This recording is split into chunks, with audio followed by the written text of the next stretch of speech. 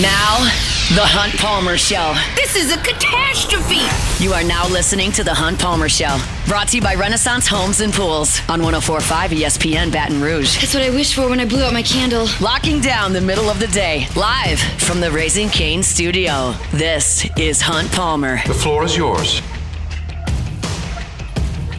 Welcome in! Hunt Palmer coming to you from the Raising Cane studio downtown in the capital city on this Wednesday. Means brought to you by Renaissance Homes and Pools. About half that work week in the rearview mirror. Appreciate you hanging out with us. Got Jordan Kitchens, Cassie Spazzali back there on the ones and twos, and plenty to get to. It is a What If Wednesday. We'll take your what ifs coming up in the Bayou Ford chat as well as on our text line. That's 225-499-1045. LSU was on the practice field last night.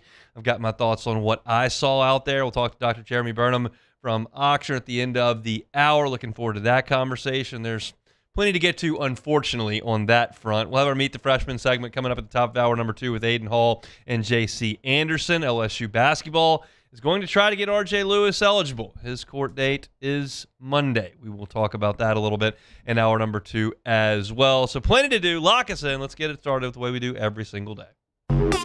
Welcome to the big league. It's time for Hunt's Opening Drive. Presented by Fabry Chevrolet GMC in St. Francisville. It sounds like it was an awesome day for the Saints offense in Oxnard yesterday. Between all the fisticuffs and the melees and the fights that were going on between the Cowboys and Saints, statistically speaking, and based on those who were there to watch it with their own eyes, the Saints offense was very, very, very good. Unfortunately, there's some disappointing news coming out of Saints camp yesterday, and it is that Alvin Kamara is expected to be sidelined for at least a month. That puts him very questionable at the very least for the opener in Detroit. And the question is, what do we make of it, right? It's an MCL sprain. Adam Schefter reported that earlier today. Not the worst. Obviously, when you hear knee, you hear training camp, you always fear the worst. This is not the worst. But Alvin Kamara is going to miss some time. What does it mean? Well, I feel a lot similarly as I did when I heard that Cam Jordan was going to miss time. Is it good? No, it's not good that these guys are going to miss time. But this is not Alvin Kamara from 2018, from 2017. This is not Cam Jordan from 2018, 2017. These are not starting players on your team. They're big names. They're two of the biggest names in the history of the franchise. They're great locker room people. They're guys that you feel could play a big role on this team. Cam Jordan was a double-digit sack player last year. Alvin Kamara last year was a feature back at times for this team when he was healthy, and you feel like he's still got a role. But what is that role? Well, I don't know. We'll see. But he's not the starter. You went out and got Travis Etienne to be that guy, and you have some depth behind him. And Alvin Kamara does not need significant training camp and preseason reps. He needs to get healthy. And in the meantime, you get an opportunity to evaluate some of these younger backs to see who can help. And that's what I feel. Would you rather have a completely healthy Alvin Kamara for week 1? Probably. It's not definitely. It was definitely 10 years ago. It was definitely 8 years ago. Right at the beginning of his career. Not definitely now. And so you get a chance to see what Autry Estime can do. Remember, last year, last couple of weeks of the season, Autry Estime ran for 94 yards on more than 6 yards a carry against Tennessee. Against Atlanta, he carried the ball 21 times for you and caught it 5 more, 26 touches in that game, and he looked pretty good doing it. First preseason game against the Jags, first play offensively, handoff, bounces it out to the left, gets into the end zone. Okay. I like what I've seen from Autry Estime. Ty Chandler, you brought into camp. He busts off a huge kick return to start that game last Saturday. Devin Neal, when healthy, is pretty explosive. He's the leading rusher in the history of Kansas football. And oh, by the way, they let Kendre Miller put some pads on this week. Who knows how long that'll last? But when he has been healthy, there have been flashes there. It's not like with this injury, you now have to flood the rosters of the other teams in the NFL to try to go find somebody to plug a hole here. You've got depth behind Alvin Kamara, and those guys need to stay healthy, which they haven't. Neal hasn't stayed healthy. Miller obviously hasn't stayed healthy. And we'll see about Estime and Chandler. And you have to keep Achane healthy for sure. This is just a few weeks off. Now, it's easy for me to say. I don't have to deal with the pain of a sprained MCL and go through the rehabilitation process like Alvin Kamara does. But for me, this is giving a 30-year-old-ish running back some weeks off. And if that spills into week 1, spills into week 2, spills into week 3, you've got guys here that can help, that are younger, that are fresh and ready to go behind Achane. And when Kamara's ready, send him out there. But the fact of the matter is that Alvin Kamara is very clearly nearing the end of his career. And you look at the last few years, knee sprain last year against the Falcons, had a groin injury in 2024, of course, played with those ribs that were in bad shape last year. Had an ankle injury at the end of 2023. Had rib cartilage stuff in 2022. This is every year these things start to pile up. And it's ribs one year, and it's knee the next year, and it's ankle the next year. And he's just got very little tread left on those tires. That's the cliche with running backs, but it's true. It's why I didn't like the contract when they agreed to it last year. Now, the Saints went to the negotiating table this year and got some money back out of him. And say what you will about that. Some people think that was good business. Some people think that was not the way to treat your superstar player, one of the greatest players in the history of your franchise. Like, whatever you feel, they did go back and get the money. That's the reality of the situation. But this is no longer a bell cow running back. This is no longer a 22-touch-a-game guy. This is a player who can spell your starting running back, who can play in the screen game, who can still run those option routes very, very well, but he's not going to bust a bunch of 30-yard runs. He's not going to be a 1,000-yard rusher. Those days are gone. But he can still help. And so he just needs to get healthy, and you don't have to go search outside the organization for the guys who are going to come in and spell him. There is very little I'm more interested in seeing with this Saints team this year than how they run the football, because they stunk at it last year and the year before, and that wasn't Alvin Kamara's fault. He is racing Father Time, who will win that battle. But when you lose 3 or 4 of your offensive linemen, as you have in each of the last 2 years, and you have quarterback problems, which they've had the last 2 years, and your wide receiving core is shot like it's been the last 2 years, and you don't have a downfield passing game to take the pressure off, and like all those things mold together, your running game has been no good. So the Saints went out this year and tried to address it. They brought in a multi-time 1,000-yard rusher. They went out and got a new left guard. Their tackles are a year older. Your center's healthy. You got to run the ball. And they're going to do that with Achane between the tackles. And I think they'll do it at a significantly better rate because Kellen Moore's DNA suggests that. Now, this does not look like the Eagles. You don't have Jalen Hurts, and the Eagles probably had in Kelsey and Johnson two of the best players at center and right tackle in the NFL. But you do have competent players and a coach who understands the importance of what you're trying to do, getting the ball on the ground. Now you get to identify who is next behind Achane and with Kamara out so that you can rightly fill out that roster and determine how those reps are going to be split out. This is not a significant impact to me on the Saints 2026 season. It's just not. There is a time where an Alvin Kamara MCL injury would have been a massive thing in Saints camp. And you still read that headline and go, uh-oh. But if you just take a deep breath and realize what it is that you're reading and realize what the situation is and realize what his role is and what the depth is behind him, you look at this, this is not a huge deal for New Orleans. I want what's best for Alvin, and I think it would be great for the team and for the Dome if he busted some big runs and made some big plays and was a key part of this renaissance of the Saints back to a contender in the NFC South and hopefully in the NFC. But realistically speaking, when you look at his age, his injury history recently, his production recently, and the fact that they went and signed one of the top running backs on the market, you understand where his role is on this team.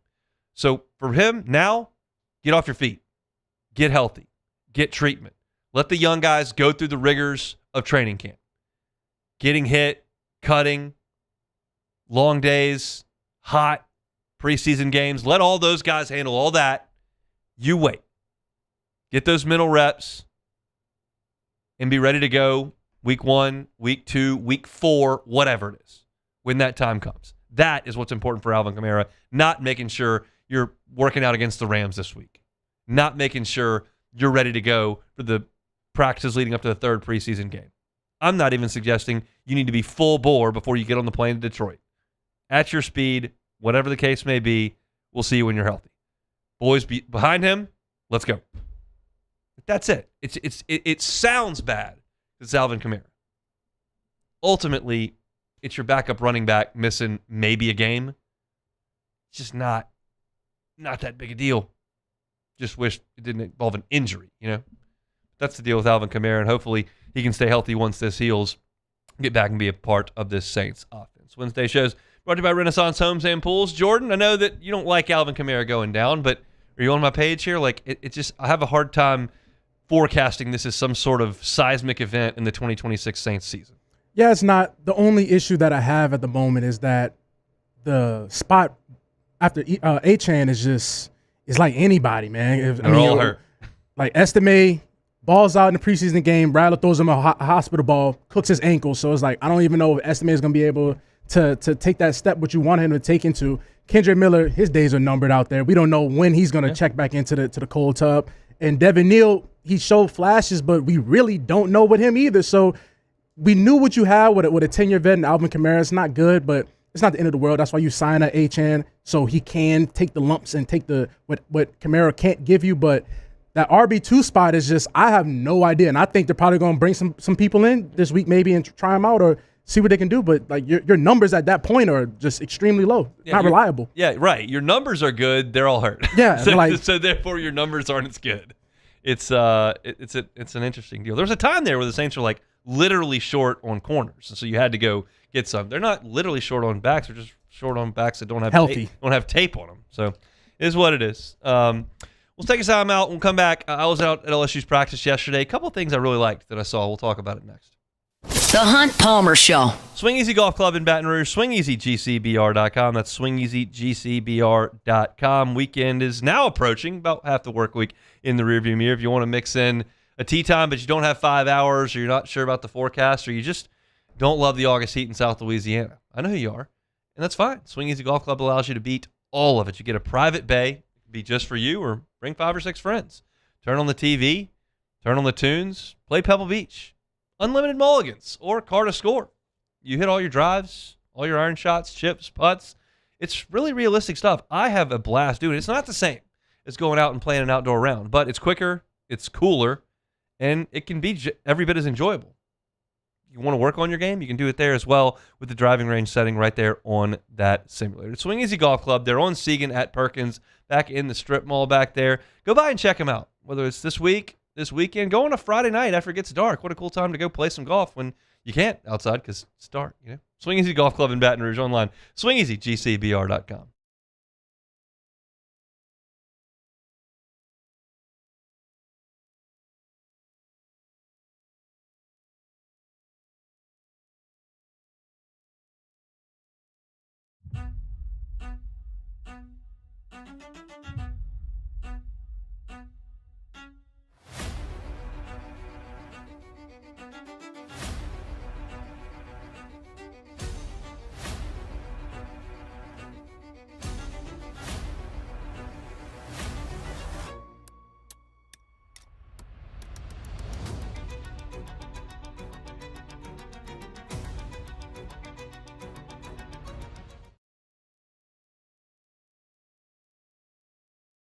Bayou Chrysler Dodge Jeep Ram has the new Ram 1500 truck on our lot now with $22,000 off MSRP. Plus the complimentary 7-year powertrain warranty that comes with all new Bayou Automotive vehicles. If you need sales or service, the crew at Bayou Automotive is going to do right by you.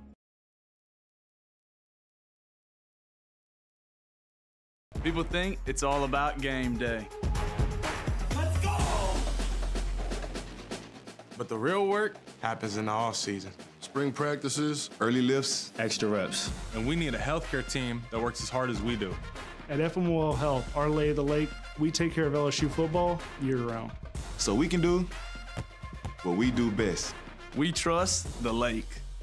From championship athletes to everyday champions, trusted care starts here.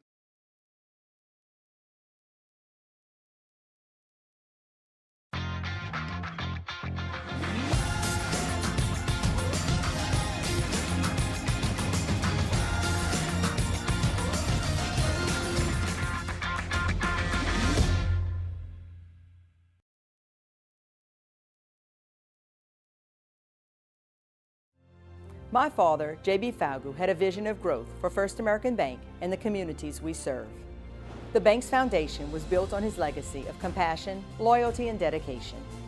Through his years of leadership, First American has prospered to heights even J.B. could not have imagined.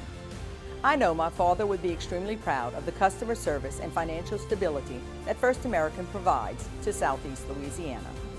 We continue to thrive because of the legacy of J.B. Falgu.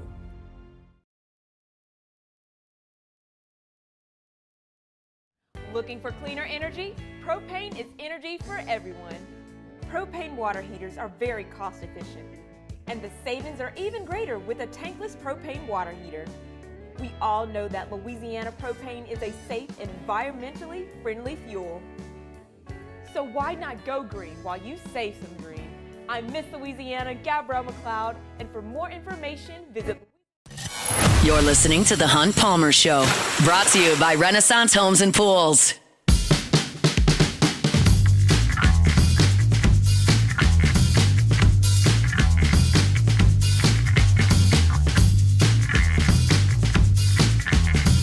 Every day we're brought to you by my friends at Marucci.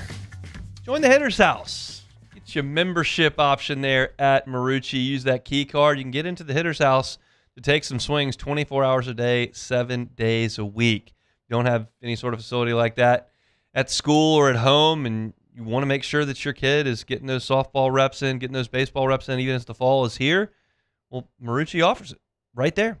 Get that membership. You can use that keypad and get in there every single day. You can take swings, work on your pitching, whatever the case may be. Marucci offers that chance year-round, especially when the weather cools off, to get reps in.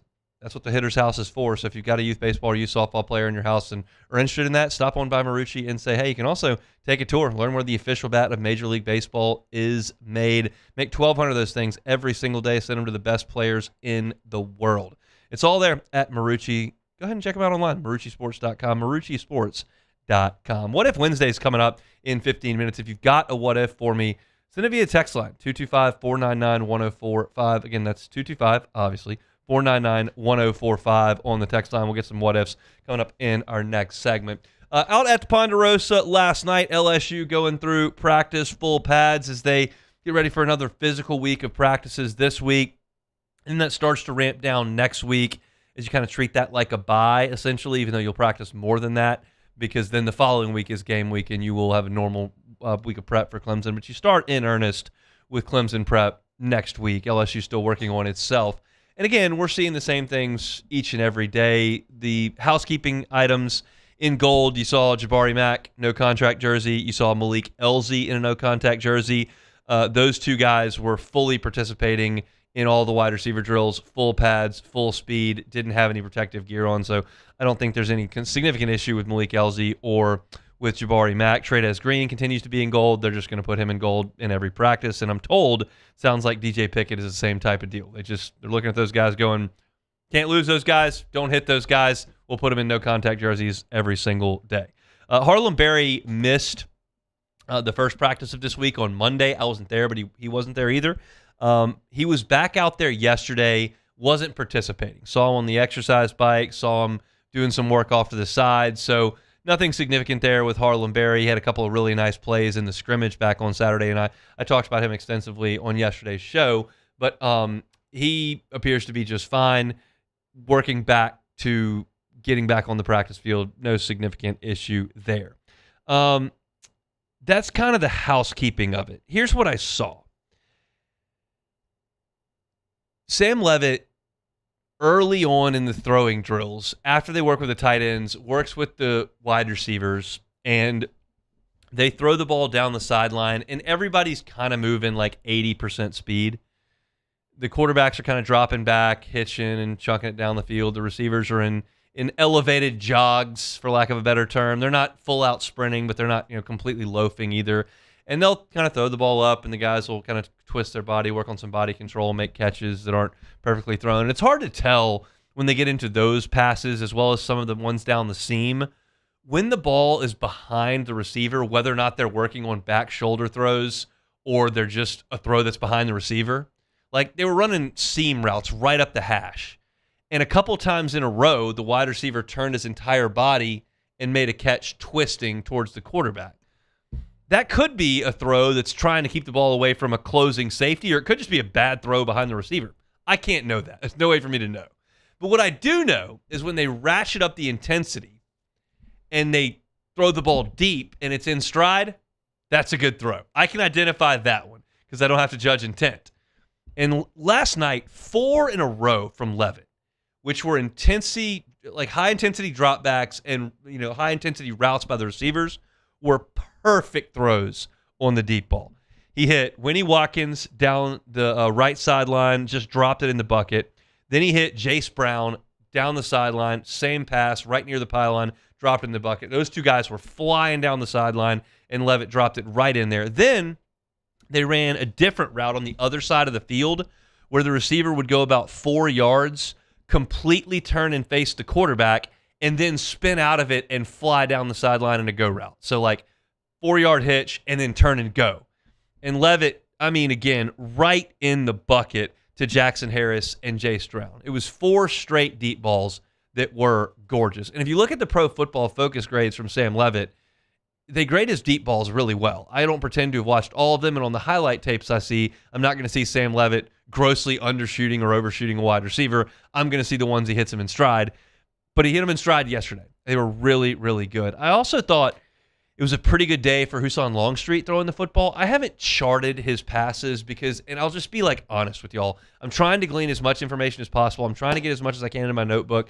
But on a day where I'm charting the backup quarterbacks who are getting less than half the reps, because Levitt's getting so many of them, it would be a lot of time put on them, and I wouldn't be able to see the offensive line or the running backs or any tight ends. It's just, you have to manage your time out there, and I'm trying to do that to the best of my ability each and every day we go out there. But I did watch Longstreet on 5 or 6 throws. He's got every bit the arm of Levitt, if not more arm than Levitt. He throws the ball really nicely on the deep ball as well. There are some inaccuracies with Longstreet and Landon Clark in the intermediate routes and in the short routes. That's something I see most days. But Longstreet's clearly established himself as a number 2, and I thought made a couple of really nice throws yesterday. I didn't spend any time on this yesterday. I think I mentioned it, but I didn't spend any time on it. They've moved Roman Mothershed to work with the tight ends in individual reps. I want to be clear, and y'all know this, we get 12 minutes. So, I don't know what Roman Mothershed's doing the last hour and a half of practice. But for individuals, they have moved him with the tight ends. Here's my thought on that. You've got Trey'Dez Green, who's a freak. He's 6'7", he's 245, he can run, he can jump. He's a unicorn. No one, I use air quotes, plays the Trey'Dez Green role because no one has that. But you look at the other tight ends, and then you got Malachi Thomas, who comes over from Pitt, who's a little bit shorter and kind of filled out, fairly old, but not a dynamic receiver. You got Zach Grace, who did not record a statistic at Oregon last year, who is out there probably to block. You got J.D. LaFleur, who's enormous, 6'7", 250 pounds, not fleet of foot, not going to go up vertically and make big catches in the end zone. And the same can probably be said for J.C. Anderson, who I'll talk about, meet the freshman coming up in 30 minutes. But if you're looking for a player who can split out like Trey'Dez Green and perhaps create some advantages on third down or in the red zone, I don't mean to be disparaging, but a poor man's Trey'Dez Green. He's just not Trey'Dez Green. But Roman Mothershed is the closest thing on LSU's roster to that. He's 6'5". He can run and jump. He's not 245 pounds. He's a wide receiver build. But if you want to get him some reps with his hand on the dirt to get ready for some potential third down and short or some red zone stuff where he then becomes a receiving option from the tight end position like Trey'Dez Green does, like Mothershed is that guy on this receiving core. He weighs more than Jackson Harris, so he's a better fit in that way. He's taller than Malik Elzy, so he's a better fit in that way. LSU doesn't have a lot in the way of big receivers, but Mothershed is one of them. And so it makes some sense. I don't know how much he's going to be blocking down there, but he can provide, maybe you line him up next to the tackle with his hand in the dirt and then motion him out, send a linebacker or something out there. Just a thought. I don't think Roman Mothershed's going to stick at tight end. Maybe they're planning on putting 20 pounds on him and doing that. That seems unlikely to me. But also, I don't know where Roman Mothershed ranks in the wide receiver pecking order. If you made me guess, it's closer to 7, 8, 9 than 1, 2, 3. So then, if that's the case, and you see an opportunity for him to maybe make an impact as a tight end pass catcher, makes some sense. He's the biggest and strongest wide receiver that LSU's got. So, got to look at that. Going through my notes, defensively, saw no Jordan Ross, and then, of course, no Damian Shanklin, who's away from the program. But you did see Kevin Peoples working with the defensive tackles. And he called, as the media was leaving, he called for the first team. And at defensive tackle went Deuce Geralds and Don McKinley. McKinley has worked more with the 2s and 3s. That's not really the point because they've rotated some guys in, but there's a constant here. The first day we went out, it was Deuce Geralds and Malik Blockton. The second day we went out, it was Deuce Geralds and Richard Anderson. Yesterday he called for the 1s. It was Deuce Geralds and Don McKinley. You get the picture here, right? There's one defensive tackle who has established himself as first in the rotation. There's one constant every time they're doing shell drills, they're going through sled drills, they're calling for 1s for a circuit drill. It's Deuce Geralds. He's going to start the game against Clemson. I thought there was a good chance of that when we left spring practice. I now think it's, I hesitate to use the word certainty, but a strong likelihood. And that's not news to you if you're listening to us or reading the practice reports. We've talked about it a lot. But again, there was a shakeup yesterday, and Geralds wasn't involved. So I thought that was interesting.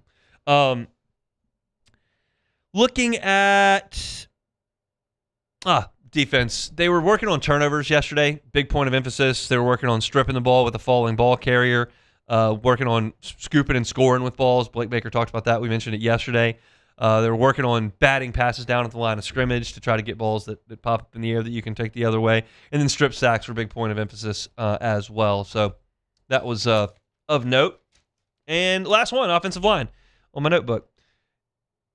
It's interesting to me that in an offensive line group that brought in a lot of competition, you have not seen a shakeup on the offensive line since the second week of spring. Seaton, Bordelon, Moore, Ba, Davis. Every day. Devin Harper never cracks a starting lineup. Sean Tompkins never cracks a starting lineup. Darren Stray or William Satterwright never cracks a starting lineup, except for when somebody's not there. When those 5 are there, that's the 5. And so if they identified that 5 that quickly after 4 practices of the spring, good on that offensive line coaching staff. Getting those guys to work together, to be cohesive, to work together. And we saw yesterday, we didn't see them line up 1 through 5, left to right, but we did see them working on combo blocks and double teams and pulling, and they do that with the person next to them. So I looked over, and there's the left side of the offensive line, and every single time Jordan Seaton went, Bo Bordelon went. And then the right side works together, and every single time that Braylon Moore went, Alu Ba went. And every time those 2 went, Weston Davis was their right tackle. And they worked on pulls, and they worked on combos and getting to the second level and all those kind of things. And they're working with the same group every single day. So it's comforting to know that they've settled on their 5 and did so a long time ago. But I probably wouldn't have bet on that in spring when you bring in as many talented players as they did from as many backgrounds as you did. I thought maybe more competition than that. Competition's been settled. Those are your 5. They'll be the starters against Clemson. So That's a look at LSU's practice last night. You can read my practice report up at louisianasports.net. That is completely free. Ross's practice report from yesterday out at Saints camp is completely free as well. My Saints coverage, Hunt on Saints. My LSU coverage, Hunt on LSU. We'll get to Dr. Jeremy Burnham of Oxford coming up in 15 minutes. Now, What If Wednesday? The Hunt Palmer Show. I'm telling you about One Bath and Closets online at onebathandclosets.com. Onebathandclosets.com. If you're having a big family gathering for Thanksgiving or Christmas, the time to try to get that bathroom renovated or up and working is not after Halloween. You might be out of time. So if you are planning on having a family gathering, sizable amount of people on Thanksgiving or Christmas, call David Duvall now if you want to renovate that bathroom. He's happy to do it. And this is the time to get on the books. Summer's over, fall's here, people are getting settled down. It doesn't feel like fall's here, but with school here, essentially it is. So it's now time to get that work done. So if you want to, and you want financing options and somebody who's got 30 years of experience and will do it right the first time and leave the competition behind, it's One Bath and Closets. Request that free consultation at onebathandclosets.com. Sit down with David, tell him what you're looking for and why you're looking to do it on a timeline. And he's happy to help you see that through. It's One Bath and Closets. Find it online at onebathandclosets.com. Every Raising Cane's chicken finger is marinated, battered by hand, and cooked to order to perfection. We don't have heat lamps, because when you make it right, you can taste it in every bite. Raising Cane's chicken fingers, one love. People ask why I chose to partner with Parrish. The answer is simple: trust. Whether you're choosing teammates, business partners, or the people working on your home or business, choose a company you know and trust. Visit parrishbill.com.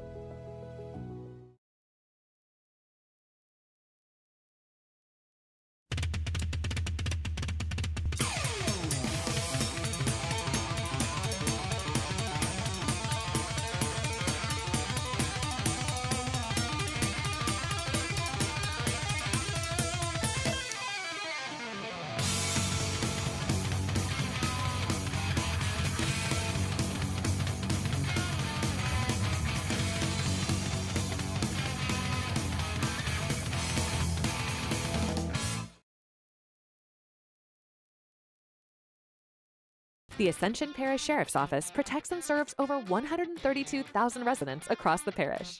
Keeping our community safe is our mission, and Rev Fiber plays a critical role in how we respond. Whether it's training in our special divisions, forensics investigations, or fielding emergency calls in our operations center, Rev Business connects our teams in real time, which is why we partner with Rev Business. Get 6 months free of Rev Business services.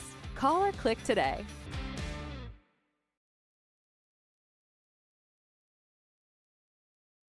Today, we are shaping tomorrow. We are researching how extreme stress impacts the immune system, from trauma victims to athletes and even astronauts.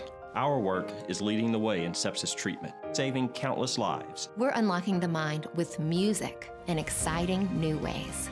Our Lady of the Lake Health and LSU are improving the health of our state. That's the impact of champions. Imagine the impact we'll have on the future. Together, we roar.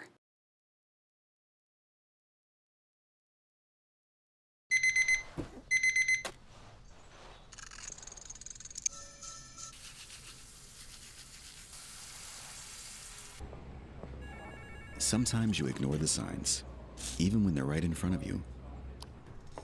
Problem gambling isn't always easy to spot. Know the signs. Set your limit. Learn more about healthy gambling habits by visiting us online or text or call for free confidential help now.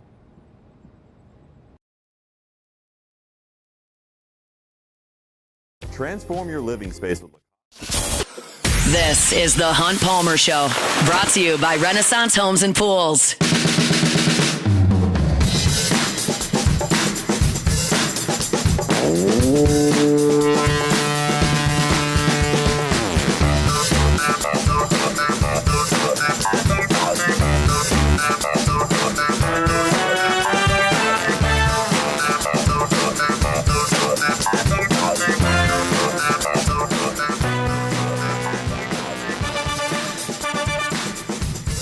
Love telling my friends at Fabry Chevrolet GMC, online at FabryChevrolet.com, FabryChevrolet.com. Great deals on trucks in August. Been telling you about them all month long. Not going to stop because we're not done with August yet. 2026 Chevy Silverado 1500, 0% APR financing for 5 years, plus no monthly payments for 90 days. Incredible deals on those Chevy Silverados. Now until August 31st to get on by. And if you want a 2026 GMC Sierra 1500, those are at 2.9 APR financing for 72 months, plus an additional $1,500 allowance. So if you're looking for a truck, Chevy Silverados, GMC Sierras, the 2026s, great deals at Fabry Chevrolet GMC on Highway 61 in St. Francis. Well, they've also got a great selection of pre-owned vehicles that can fit any budget. So if you're looking for a sedan, if you're looking for an SUV, if you're looking for a truck, but you're looking for a pre-owned, go to the website, FabryChevrolet.com, sort by mileage, sort by price, and see what they've got that fits your needs. It's Fabry Chevrolet GMC. They're online at FabryChevrolet.com. All right, we'll talk to Dr. Jeremy Burnham from Oxford coming up in about 10 minutes or so. But right now, it's What If Wednesday. Time, space, reality. It's more than a linear path. Where a single choice can branch out into infinite realities. Follow me and ponder the question, what if? All right, so what if you had to pick one football/baseball player to be the highest draft pick next year? This was a mailbag question I got at LouisianaSports.net, and I loved it. So I brought it to the airwaves here. The options here for the 2027 NFL and MLB drafts are Jordan Seaton, Ty Benefield, Jordan Ross maybe, and then on the baseball side, you've got Bino Waters, the Notre Dame transfer, Kason Evans, William Schmidt, and probably Cade Arambidi. That's probably your group of the highest draftable players. Guys like Stephen Milam, Whit Weeks, like they're going to certainly be drafted. Braylon Moore will be picked, but they're not candidates to be first-round picks, which those other guys probably are. I think Seaton is the safest bet to go in the first round, to go in the top 20 picks. I can easily see William Schmidt, Kason Evans getting there as well. Bino Waters is a very high floor pick as well that a lot of people think is a first rounder, and based on what he did on Cape Cod this summer, like that was against really good pitching with a lot of scouts present. He may as well. I'll probably have to go chalk and not be super ambitious and go with Jordan Seaton. I think if I had to be a little bit more ambitious, I would either go with William Schmidt or Ty Benefield on a breakout season, but I'll go with Seaton. You don't think Trey Green think he's going back to school? I forgot about him. Oh, I was like, you think he's going back to school? I forgot about him. Okay. Oh man. I was trying to see where you're gonna go with it. I was like, no Trey Green. Yeah, that's good. So now that changes the conversation. It's probably him or Seaton. Based on the position, Seaton left tackle, probably, I'll go with Seaton. But that's a good call. I didn't catch that. I felt like I went through everything and I just didn't catch Trey Green. That's well said. But you have him like number 2, like he will probably be the second highest Trey Green. Probably so. Okay, so what if the Saints could have either prime Alvin Kamara or prime Cam Jordan this year? I think with this current roster, I think I'm going prime Cam Jordan. You put Chase Young on one side and Cam Jordan as a Pro Bowl on the other side. I realize Alvin Kamara is explosive and heck of a player, but I feel like I got H-in right there. Like that's a 1,000-yard rusher the last few years. That's gonna be Cam Jordan. Easy all day, and especially we have all these questions and concerns about the secondary. You know, Quincy Riley having that injury yesterday, but we have all these questions. You know what helps a good secondary? Great pass rush. Go get that quarterback. So yeah, I think Cam Jordan was the easy answer right there. So what if you could have free travel or free food? Now we're getting to the nitty gritty. It's got to be free food. That's just a massive expenditure every single week in my house. Well, yeah, you got leave kids, the grocery family, store, whatever. Family. Like I feel like travel just means I get to fly and stay for free. Then I got to spend all the money while I'm there. Yeah. Like I can fly for free to Chicago and stay in the hotel for free to Chicago, and then I can go eat massively expensive dinners and spend $10 a beer at Wrigley. So if I just get free food, I'm going to rack up. I mean, the grocery bill in the Palmer house is substantial and is only going to grow as those two boys grow. Yeah. So yeah, you tell me that's free plus some dinners out in town that I can eat for free. Yeah. I can get down with that. I mean, I just to throw this out there. This was like a year ago, so it's not, but I ordered, I don't want to disparage this place because I really enjoy it, but I ordered a lunch for one. It was a very modest purchase. Did not have like 3 sides. It was just a modest purchase for one. And I was going to DoorDash it to work because I couldn't leave my desk. Oh, Lord. It was like $31. Yeah, that DoorDash is crazy. I can't have that. Yeah. That's ridiculous. I need a free. I did not order that lunch that day just based on principle. I certainly had $31 to my name. I could have afforded the lunch. Not for that, though. No. But that wasn't going to work for me. Yeah. For the principle of it, was not going to allow me to purchase that one item and a drink for $31. It just wasn't going to happen. See, I feel the same way and about it was that. It wasn't a bone-in ribeye either. It was a regular lunch place. I was furious. No, that DoorDash be taxes. So I feel the same way about paying for DoorDash and all that. Like that tax with it. Come on, man. What are we talking about, man? It's like I'd rather just go get it for all that. So, what if you could have any LSU kicker all time? He leaked oil a little bit at the end. He was just nails as a freshman and sophomore. Cade York's the answer. Okay. I mean, he was so awesome. I know that Cole Tracy had a great story there at the end, and the Auburn kick was fantastic. And we just finished watching Damian Ramos for the entire Kelly era, and he set the record for most field goals made, most points scored, most extra points in a row made. He was really good. And there have been some other ones that I had a lot of confidence in, but I think Cade York is still the answer. He's the one that has hung around the NFL a little bit the longest. Again, his last year, he missed a few kicks, but there was a time there in the middle. He was just unbelievable. And it's funny to me that when we go back in time and think about that 2019 team and all the incredible pieces that were with it, the kicker even made the NFL on that team. Oh, the Browns drafted him really high, right? Yeah. It didn't work out there, and then he bounced around. But I mean, even there just was no spot on that team that was not elite.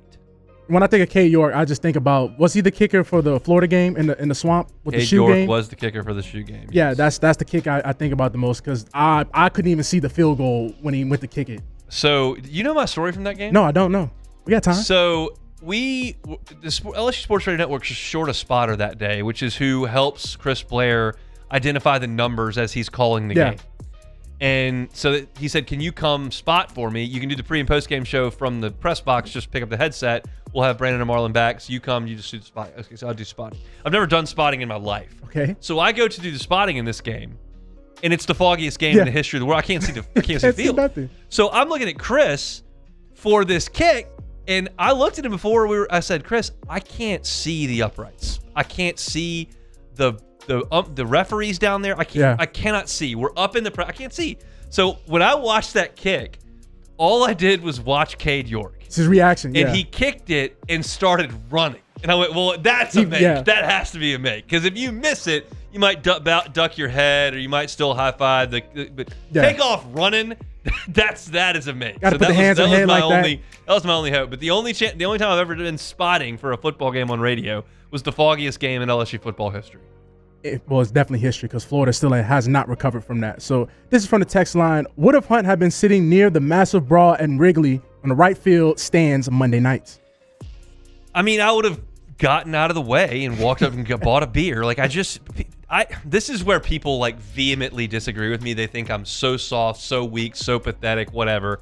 I think fist fighting is just the lowest form of societal activity. Okay. I think it's so pathetic that you can't go to a bar or go to a baseball game or go to a Mardi Gras parade and not get into a fist fight. Yeah. It's just, I've gone 38 years on this earth without even getting close to getting in a fist fight. Yeah. So what do you do? What are we fighting about that's so important that we're now pushing and shoving each other? Because he said something to your girl or he said something about your team. Stole your foul ball. Just get over it and go get a beer and a hot dog and watch the game. I have no room in my life for fist fighting. And then there are people who go, oh, sometimes you need to get your ass kicked. No, you don't. You just act like a normal civil human. And you know what my thought is on this? Yeah. This is White Sox fans. They're from the south side of town. Yeah. They're coming over. They got this chip on their shoulder because the Cubs have the national spotlight and the gorgeous historic ballpark, and the White Sox, and the actual White Sox are in first place, but the Cubs have a way better record. The Sox division's terrible. Oh yeah, but these are just the guys who take a badge of honor that they're rough around the edges, and we'll show you in Wrigley Field. Oh, you think you're just the worst. I hate fist fights. Just so pathetic. So that's it for Would Have Wednesday. Sure is. We'll come back. We'll talk to Dr. Jeremy Burnham with Oxford next. The Hunt Palmer Show. GoTro's Outdoor Power, GoTrosOnline.com, GoTrosOnline.com. Need that zero-turn mower? GoTro's Outdoor Power has got you covered on that front. National Hustler Dealer of the Year 2 of the last 3 years. And look, they've got their own extended warranty. GoTro's is the warrantor. So if you'd like to add 2 years or 200 hours to that manufacturer's warranty, you can do that locally with GoTro's Outdoor Power. They can get you behind the wheel of a new zero turn for $100 a month. I mean, how much are you paying to have that yard or that property maintained right now? Maybe you just need to get on by and get one of these hustlers. They got a summer clearance sale going on right now. Get on by their 2 locations, Airline Highway in Baton Rouge and, of course, in Gonzales as well. Tell Gant Gotro and the crew over there that I sent you. It's GoTro's Outdoor Power. It's GoTro'sOnline.com.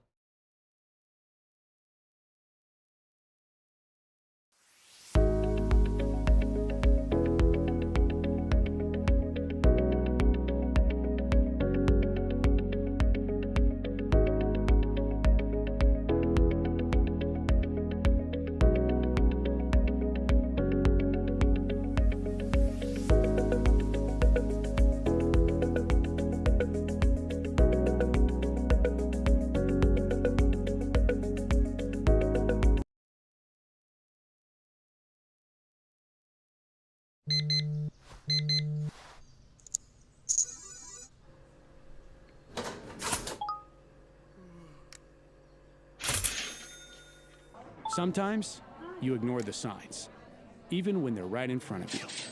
Problem gambling isn't always easy to spot. Know the signs, set your limit. Learn more about healthy gambling habits by visiting us online or text or call for free, confidential help now.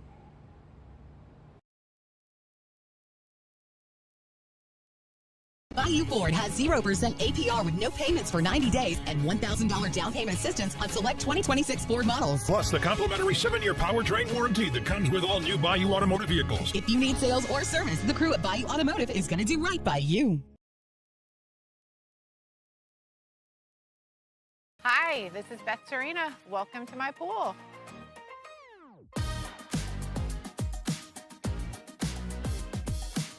The first time I saw this beautiful pool, it exceeded every expectation that I had. They were able to get everything we wanted in this pool. It is a beautiful pool. We live out here, we eat out here, we watch TV out here. This is like our living room outside. We love this pool and everything about it. When we decided to build our pool, we called a great friend who is one of the best pool builders in the country in North Louisiana, and we said, who would you choose to build a pool in Baton Rouge? And without a hesitation, he told us Russell Pools. He said their history, tradition of great builds, great pools was unmatched. So of course, who did we call? Russell Pools. The advice I would give to anyone looking to build a pool is first call Russell Pools. They'll do an incredible job. It'll be incredibly organized. It'll be time efficient. And you will have your pool in no time.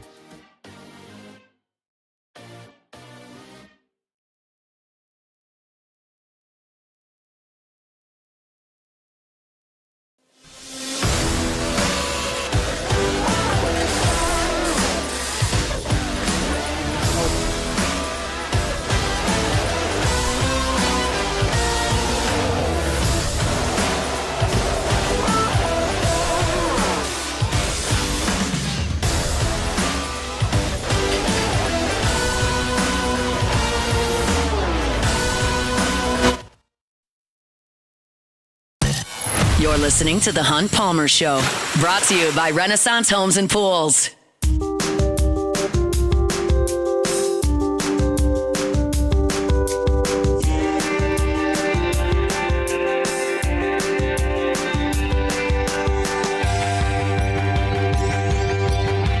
Wednesday show is always brought to you by Renaissance Homes and Pools. They're online at builtbyrenaissance.com. That's builtbyrenaissance.com. Every couple of weeks, have a chance to catch up with our friends over at Auctioner. Dr. Jeremy Burnham, good enough to give us some time here on this Wednesday. Dr. Burnham, thanks for the time. How are you?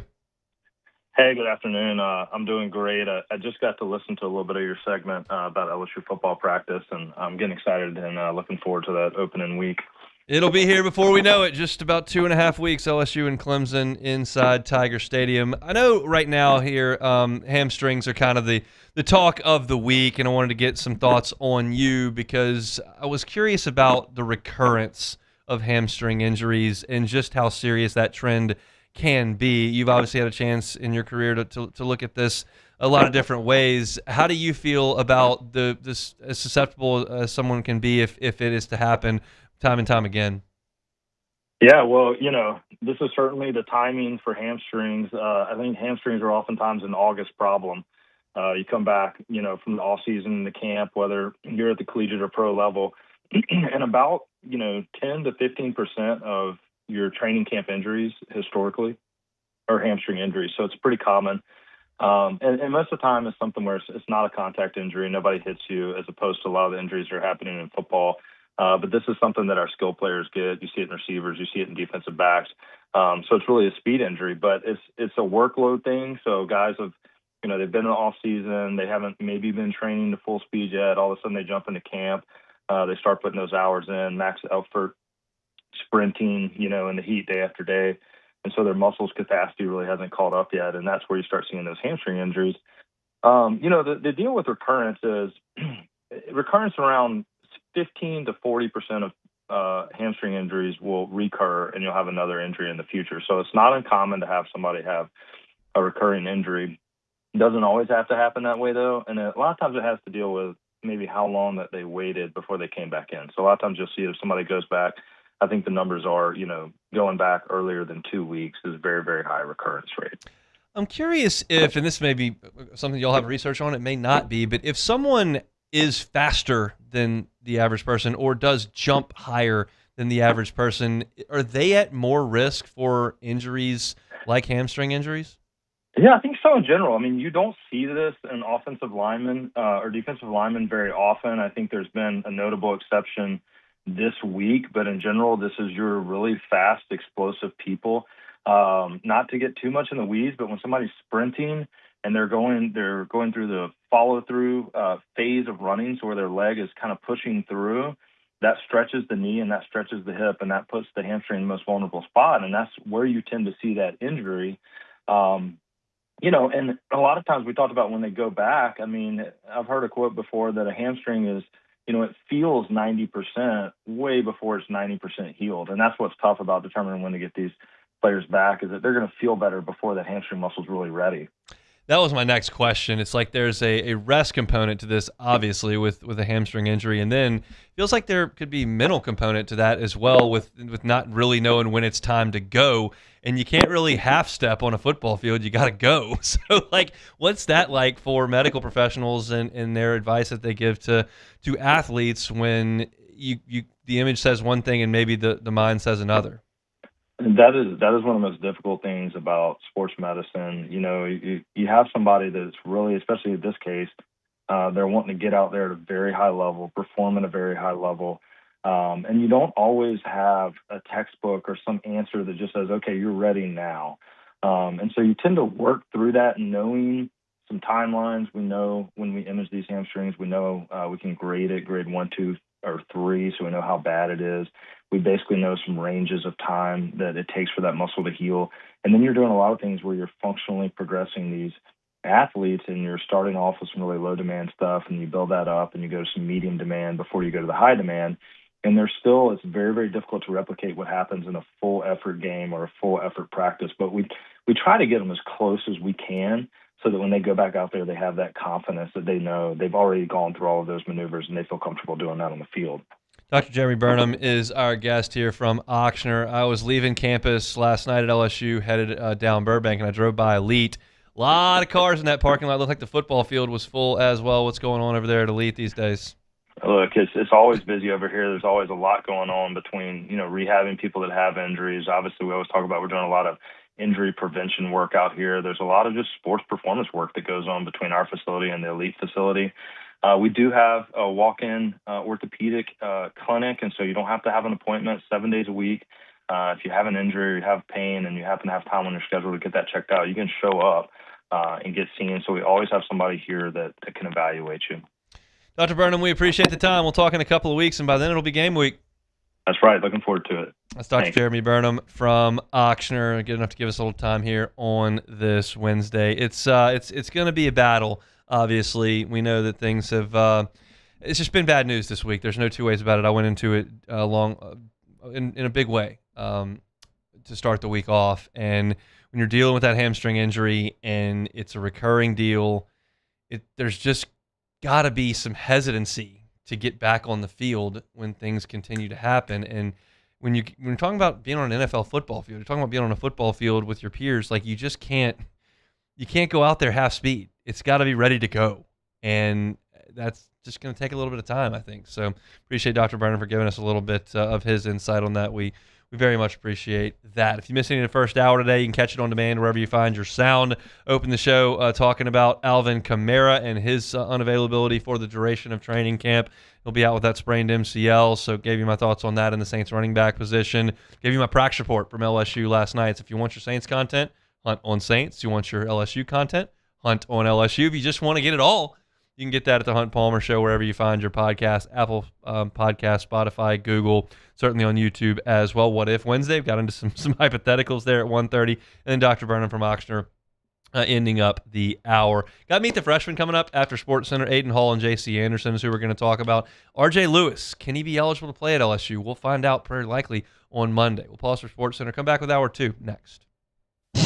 The Hunt Palmer Show. Great time to keep things rolling with Oxnard. It is back to school time, and as families get ready for back to school season, Oxnard Health is reminding parents success in the classroom starts with overall wellness. Nutrition plays a big role, and Oxnard recommends packing those lunches with protein, fruits, vegetables, whole grains, and get kids involved in meal planning so that those healthy choices are more appealing to them. I know we fight that battle in my house all the time, trying to get the young kiddos to eat something that's rather healthy as opposed to something that's really not. But if they're involved, it can absolutely help. Many Oxnard Health Centers offer both primary care and pediatric services in one location. So that makes it easier for families to coordinate care for everybody in the household. If you're looking for same-day appointment availability, that's there at many locations, and it can help families address unexpected health concerns quickly as children return to school and activities. If you're looking for tips on helping your family start this school year healthy, safe, ready to succeed, visit www.oxnard.org/BR.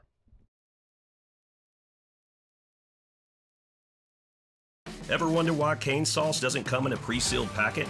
It's because it's made fresh inside every Raising Cane's every single day. Because when you make it right, you can taste it in every bite. Raising Cane's chicken fingers. One love.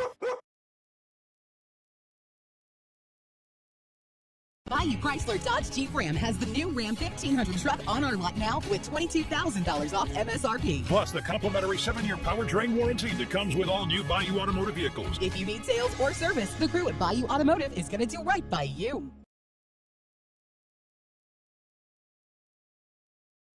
I'm lawyer Locke Meredith. We are honored and humbled to receive from our clients in Google. Based on 5-star client reviews, the designation of our law firm is highly recommended. Whether you hire us at all, please give us a call, 272-5555. You have nothing to lose.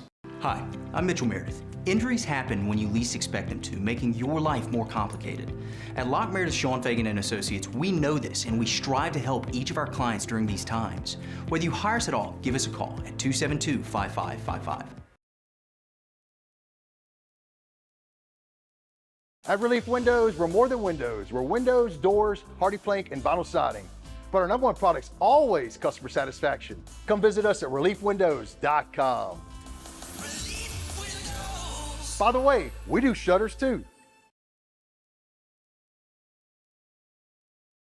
If your office is experiencing performance issues like slow networks, jammed printers, or disappearing files, Advanced Office Systems may be right for you. With powerful IT solutions, print management, document imaging, and security systems, they help offices regain confidence naturally. Side effects may include uncontrollable efficiency, smoother workflows, and a sudden burst of office joy. Say goodbye to those emotional breakdowns in the supply closet and get back on track with Advanced Office Systems.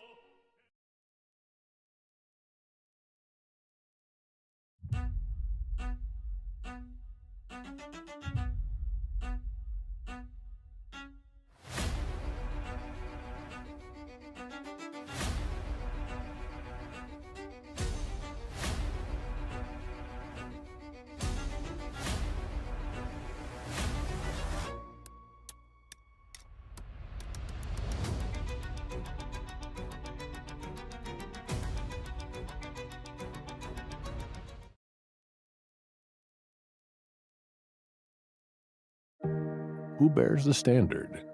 Who sets the bar? It's not those satisfied by low-hanging fruit or by taking it easy. No, the standard is set by the best of us, by those who work hard. Dig deeper. Give more. At Sunshine, we're proud to provide John Deere products that work hard for you, the standard bearers. Find the dealer nearest you at sunequip.com.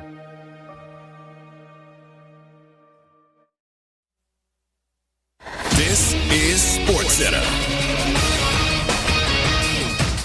I'm Christine Lisi. The Chargers waiting for word on center Tyler Biadasz. He's out indefinitely after sustaining damage to his ACL and additional injuries to his left knee during yesterday's joint practice. He'll meet with additional doctors to try and get more clarity.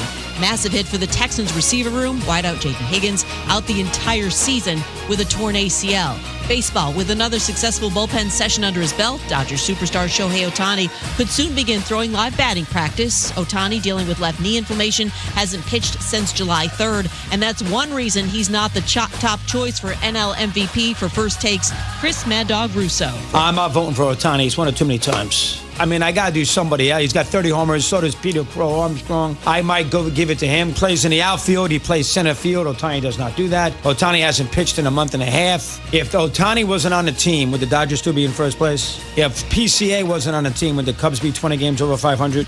Mad Dog on Unsportsmanlike. Currently, the Cubs' Pete Crow Armstrong, one of the best defensive center fielders in the game, is currently the NL MVP favorite.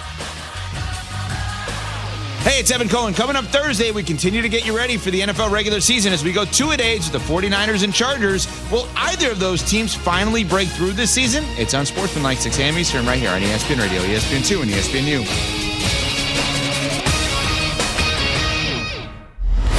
Now, The Hunt Palmer Show. This is a catastrophe.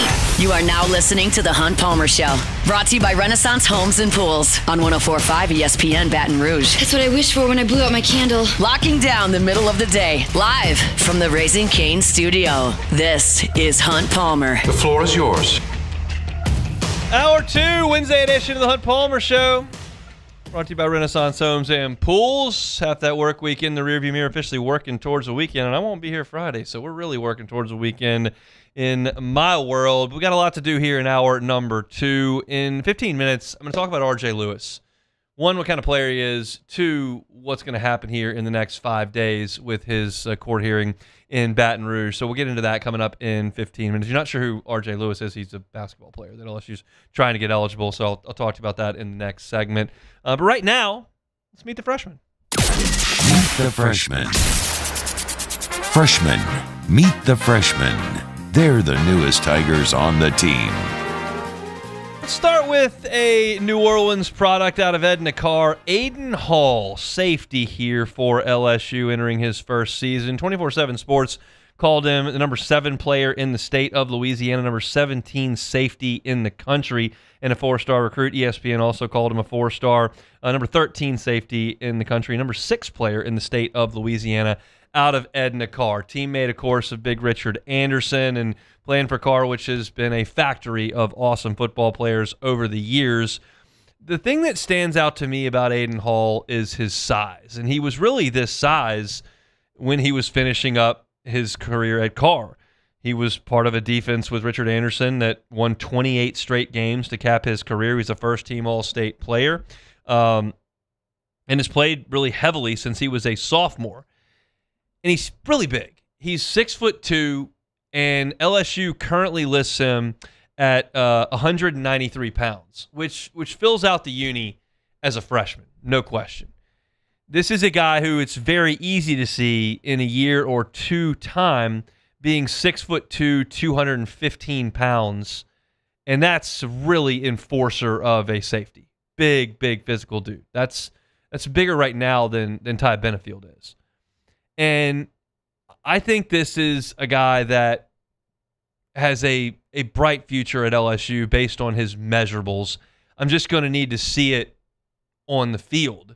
And we're probably not going to this year. I did go back and look at his offers. Ole Miss recruited him heavily. Pete Golding was on that recruitment. Florida State offered. USC offered as well. Georgia was in the mix. He visited there. But LSU and the home state school ended up winning out. You look at LSU's safety position right now. Benefield is gone after this year. Cooley has option to return, but this will be his 4th year as a starting player. And then Deshaun Spears is a veteran player at this point in the 3rd year who could come back. We'll just see how that shakes out. But you're going to turn that position over a little bit with Benefield leaving, and we'll see what the other 2 guys decide to do. It wouldn't surprise me a ton, a little bit, but not a ton, to see Deshaun Spears move on after this year. If he has an awesome season, his measurables are such that he profiles as a really good pro. Remember, Deshaun Spears, we were suggesting his freshman year a couple years ago that he was going to fight his way into the lineup and beat out Major Burns to play. And it just didn't really happen. They settled with the older players on that defense and were okay with using those guys. But Deshaun Spears has stuck it out. He's stayed, and now he's got a chance to play star. I think Aiden Hall probably profiles closer to the back end of the defense where Benefield's going to play. But he could be a star-type guy. There's no question about that, and he's worked there at times. So there's versatility, there's size, there's roots in Louisiana, there's a really good high school background at Carr. I think there's a lot to like about Aiden Hall and a top 10 player in Louisiana that you got in this class. Hopefully, he just gets a nice year of seasoning this year. Second player on Meet the Freshman today is J.C. Anderson, tight end that LSU nabbed from Ole Miss, courtesy of Lane Kiffin, Charlie Weiss Jr., and Joe Cox. He comes from Decatur, Illinois, and he is another guy that is massive. He's 6'6". He's 230 pounds walking on campus today. Now, he was not a highly thought of recruit. You've got 24/7 and rivals that didn't even rank him nationally. He was a 4-star by 24/7 and the number 11 tight end, but he wasn't like in the top 300. And then you've got rivals who gives him 3 stars, called him the number 39 tight end. ESPN liked him more. They called him number 4 tight end in the country, gave him 4 stars. But Lane Kiffin, Charlie Weiss Jr., and Joe Cox like J.C. Anderson. And they prioritized him as an Ole Miss commitment coming to LSU. I can tell you this. When you watch him out there with the tight ends, he's a little bit thin, but not skinny. Like, he doesn't look like some of those tight ends of the Les Miles era, Chase Claymore and Mitch Joseph, and like those guys that were they were tackles out there. But J.C. Anderson is big. He's 6'6", 256. So you're looking at a young man who, it's not any stretch of the imagination to suggest he'll put his helmet on for spring football practice next year at 6'6", 265 pounds. Like, that's a big boy. And he moves, and he's got soft hands. Lane Kiffin really likes this kid. And I think what we have to look at is the 2 different ways LSU is going to use tight ends for what I imagine will be the next 4 years. There's the Trades Green tight end, and I use air quotes there, which is unicorn-ish, but not because Ahmad Hudson's right there. So you have the Trades Green role that Ahmad Hudson will then graduate into, right? The high school basketball player, long arms, 6'6", 6'7", vertical leaper, nightmare mismatch. But you also have the more traditional tight end that Malachi Thomas will play this year, that J.D. LaFleur is capable of playing, that Zach Grace is capable of playing, that J.C. Anderson can play. That gives you a little bit more versatility in a different way. Trades Green gives you the versatility of, he can play on the line of scrimmage. He can also split out against the team's number 1 corner and go catch a jump ball in the end zone. Well, you're not going to do that with J.C. Anderson or J.D. LaFleur. But Trades Green is not going to be as effective in short yardage next to the tackle on some play-action bootleg, leak the tight end out, which J.C. Anderson is. It's a more traditional way to play the position. And I think there's a role for that. You can't build an offensive system that requires Trades Green or Ahmad Hudson every year. Because you can search for that guy. And yes, both those kids are from Louisiana. Awesome. That's why Lane Kiffin's at LSU.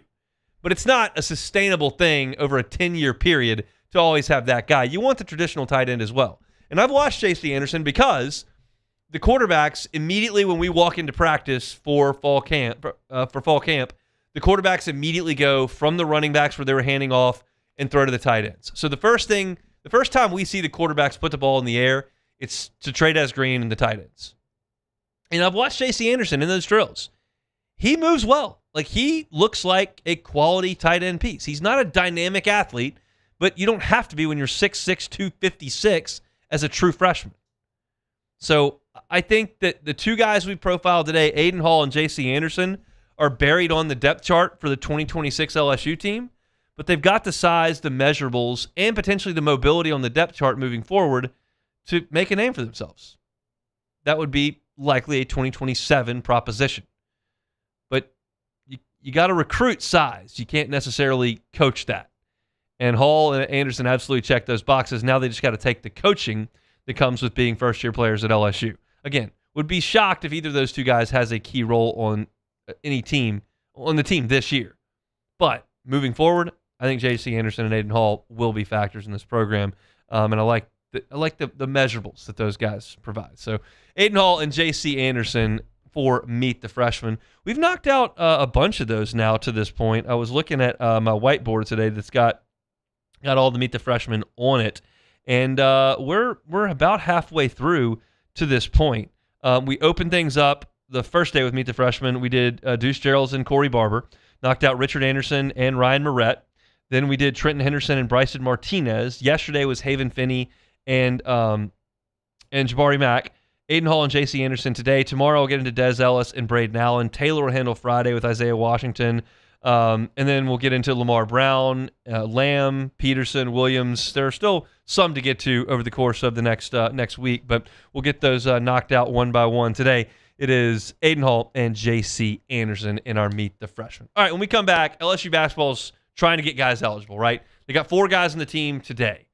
They've got a 5th commitment who's looking for a 5th year, and they've got another that's practicing in R.J. Lewis.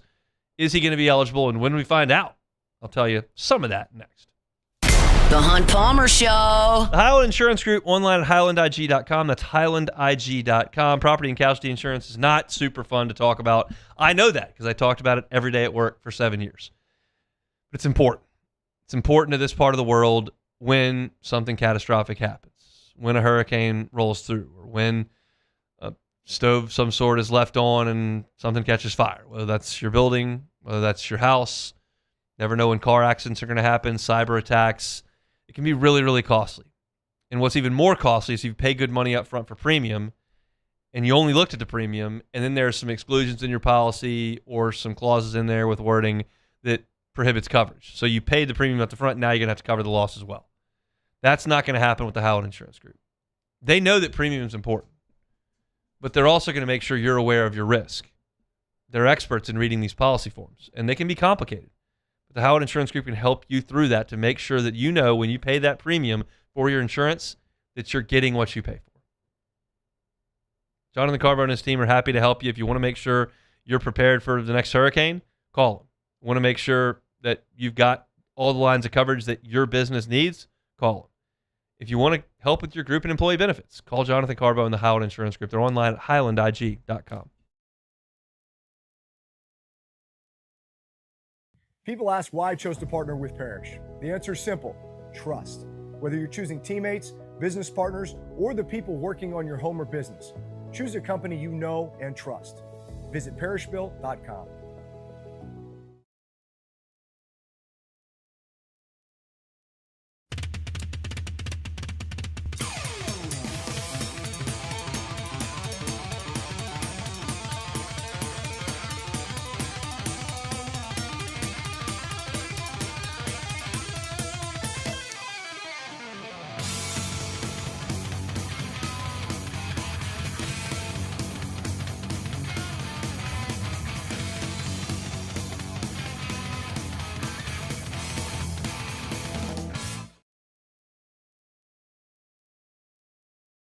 As a business owner, you're always focused on how you can improve the bottom line.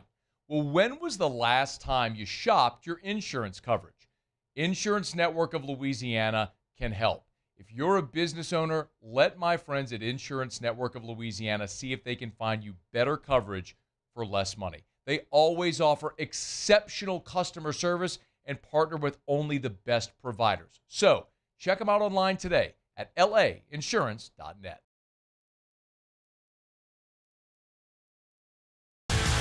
Eagle 98.1, the rock station. Home of the Woody Show in the morning. Scotty Mack with Rock at Work. Michelle Southern with Southern Rock. Home of LSU sports since 1998.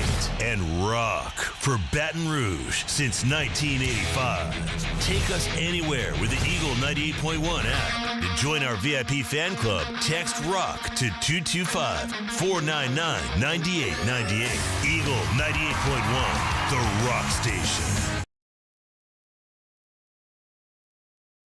Are you ready for an internet experience that actually keeps up with you? Then you're ready to step into a new kind of reliability with Rev Fiber. When your internet works, the possibilities open up, and suddenly everything feels more connected, just the way it should be. Seamless enough to keep up with every swipe and every click, anywhere you are. So leave the buffering behind. 100% fiber, 0% runaround, where support is still personal. Rev Fiber. Visit revfiber.com.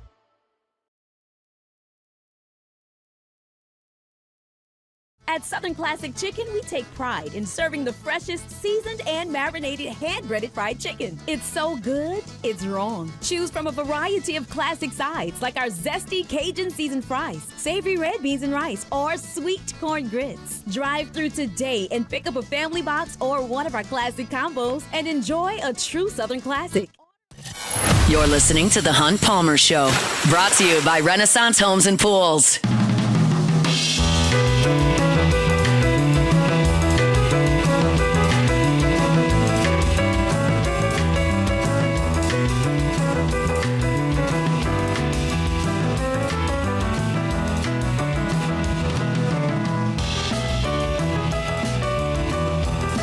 Boudreaux's Electrical Services, BoudreauxElectrical.com, BoudreauxElectrical.com. Neil and Melissa Boudreaux been running the show for 40 years at Boudreaux's Electrical. If you need a home standby generator from Generac, Boudreaux's Electrical needs to be the only call that you make. You can buy a Generac home standby generator from the big box store. I promise that can happen.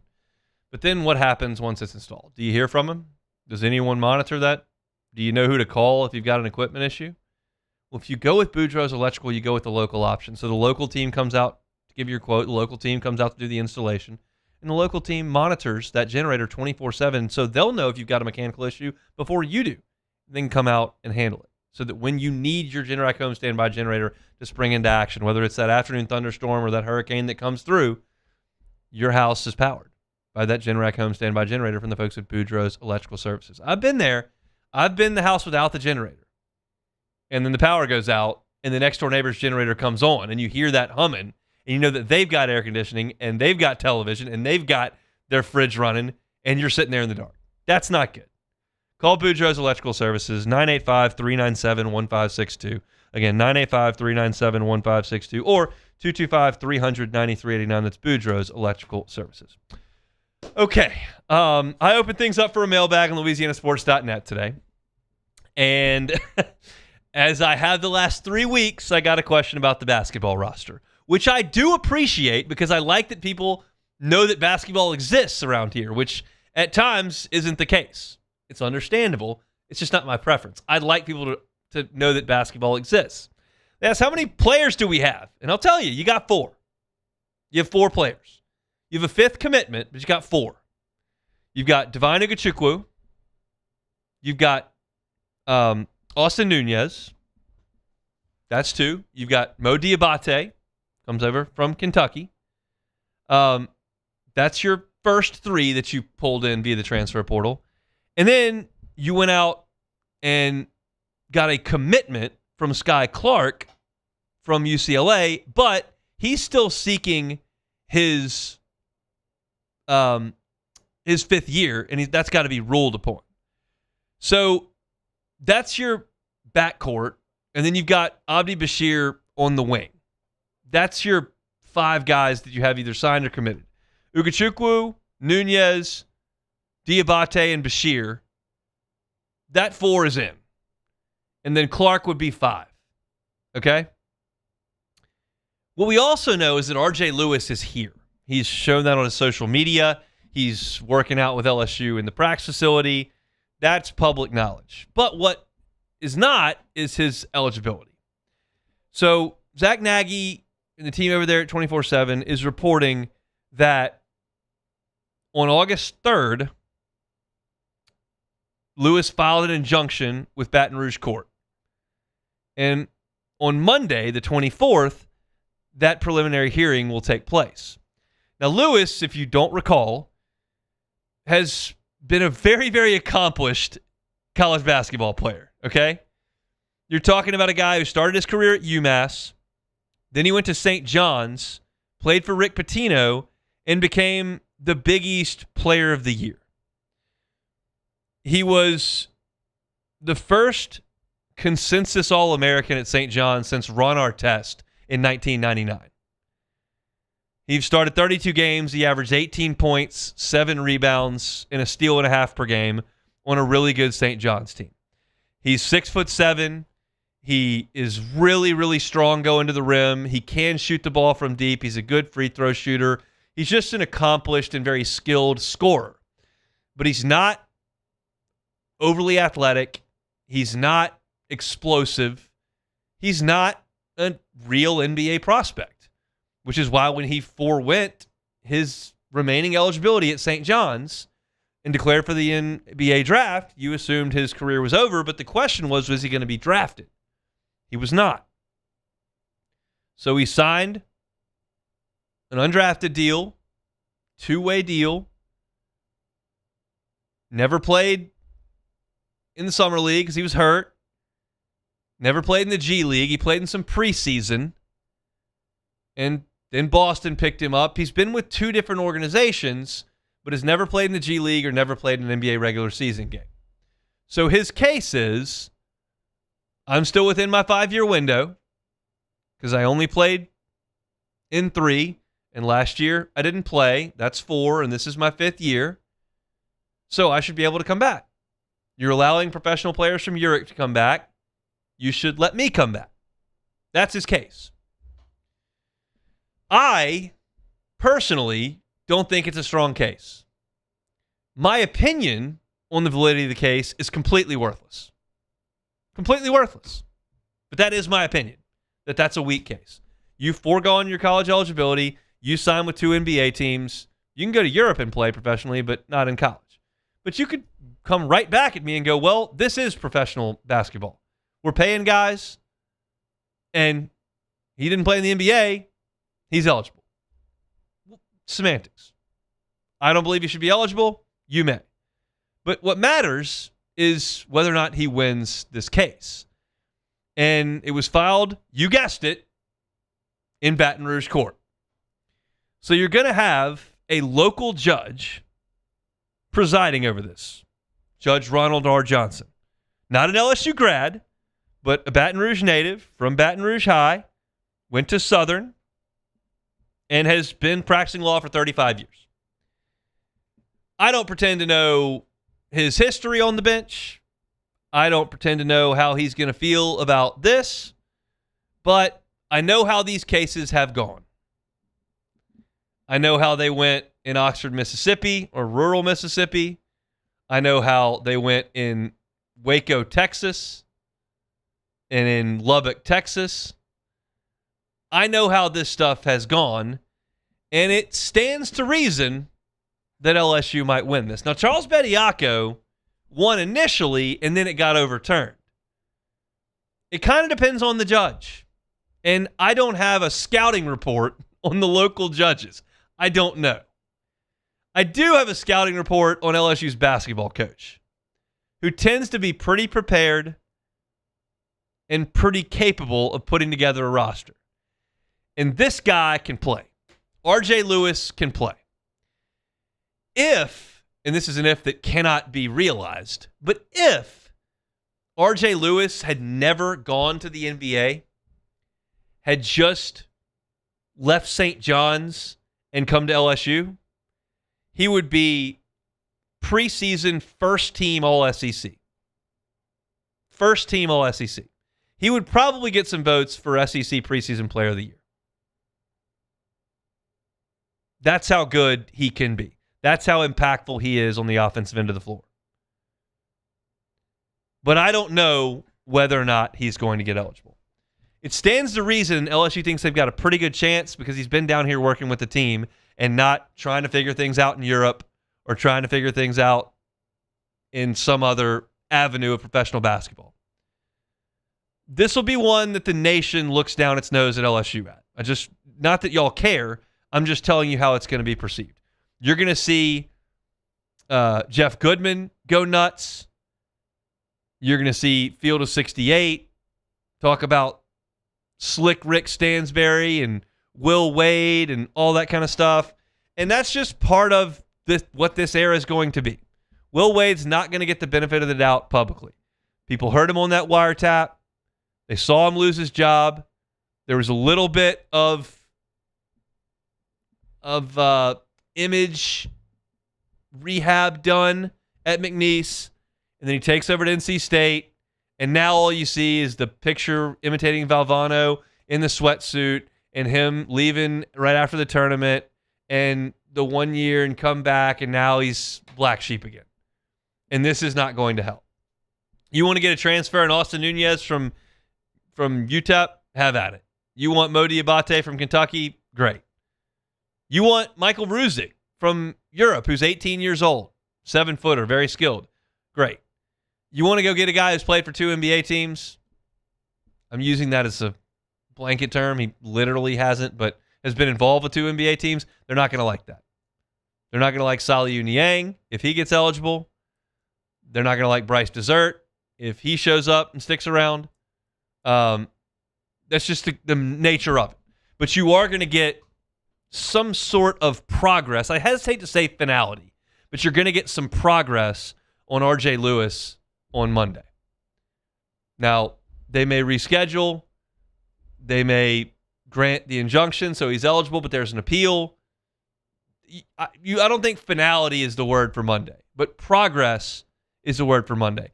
I'm less concerned with Lewis, yes or no. That's one guy. It's a big guy, but it's one guy.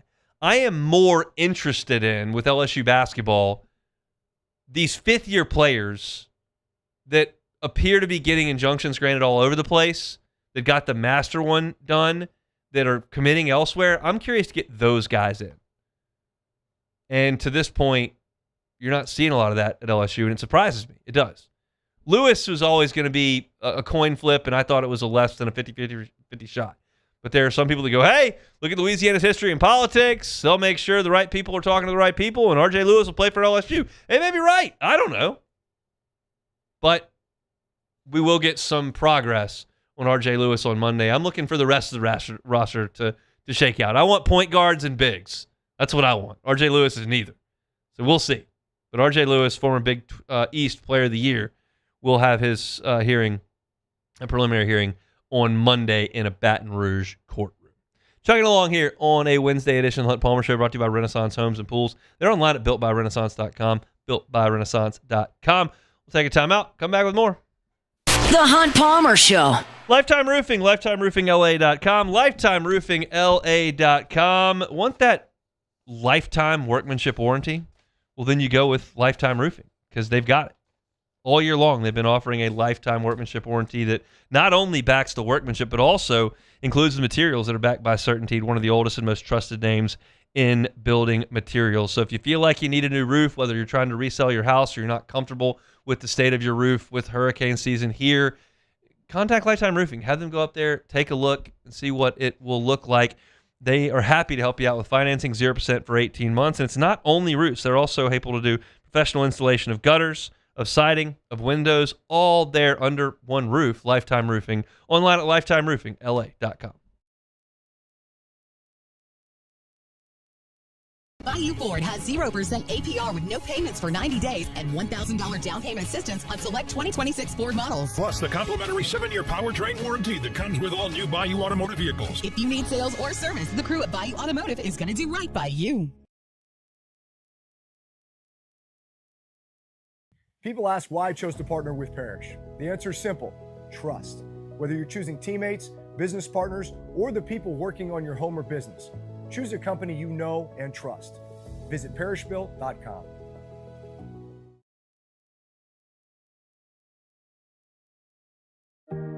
Who bears the standard? Who sets the bar? It's not those satisfied by low-hanging fruit or by taking it easy. Now the standard is set by the best of us, by those who work hard. Dig deeper. Give more.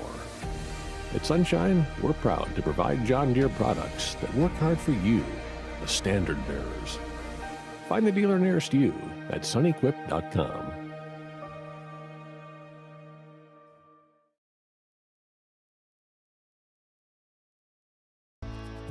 I've been in banking for over 35 years. I usually start about 7:30 in the morning, and I usually leave somewhere around 5, or if customers need me to meet them at their house or their business places, I don't mind going after hours. I have done churches, subdivisions, retail centers, hospitals, and nursing homes. And that's why we chose to live in this community, because of the values First American Bank has, that I can serve my community and my customers.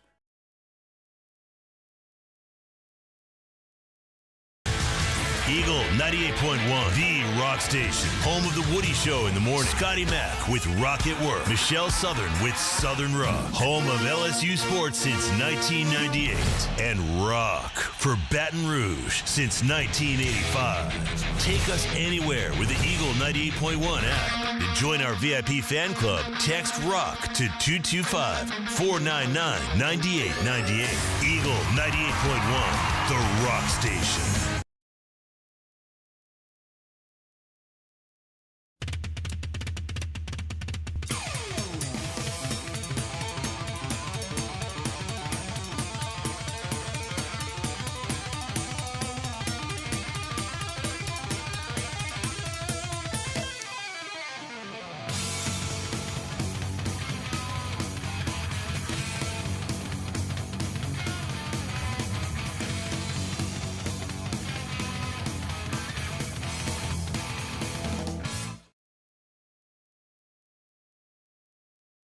The Ascension Parish Sheriff's Office protects and serves over.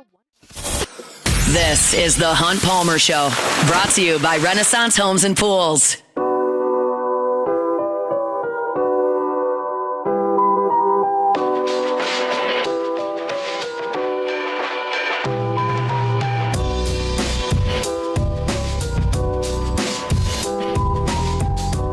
We are brought to you by Renaissance Homes and Pools. They're online at builtbyrenaissance.com, builtbyrenaissance.com. I was talking with my guy Joey Blanchard the other day, and he was reinforcing what I've been telling y'all towards the back end of the summer, that yes, they are more than happy to build you the pool of your dreams, the outdoor kitchen you've always been looking for. If that's something you don't have that you've always wanted, Renaissance Homes and Pools is happy to help you with that. And I'll give you Joey's phone number at the end of this read, and you can reach out to him via text and get that process started. But if you've already got a pool and it's been installed for 10 years, maybe 15 years, it might be time to give that a facelift, right? If your plaster's fading or peeling, they can come in and remove the old and reinstall the new. They don't even have to remove the water tile line. It might be a good time to do that if you're updating your pool, but a new water tile line and plaster are going to make your pool look brand new. And that remodel can expand from just the water line tiles to decking, pool equipment, adding automation, control pumps, heaters, heater lights, valves. So if you need a new pool, Renaissance Homes and Pools is happy to do it. If you need a facelift for your pool, Renaissance Homes is happy to do that as well. Maybe you didn't even know it was a possibility. It is. So contact Joey.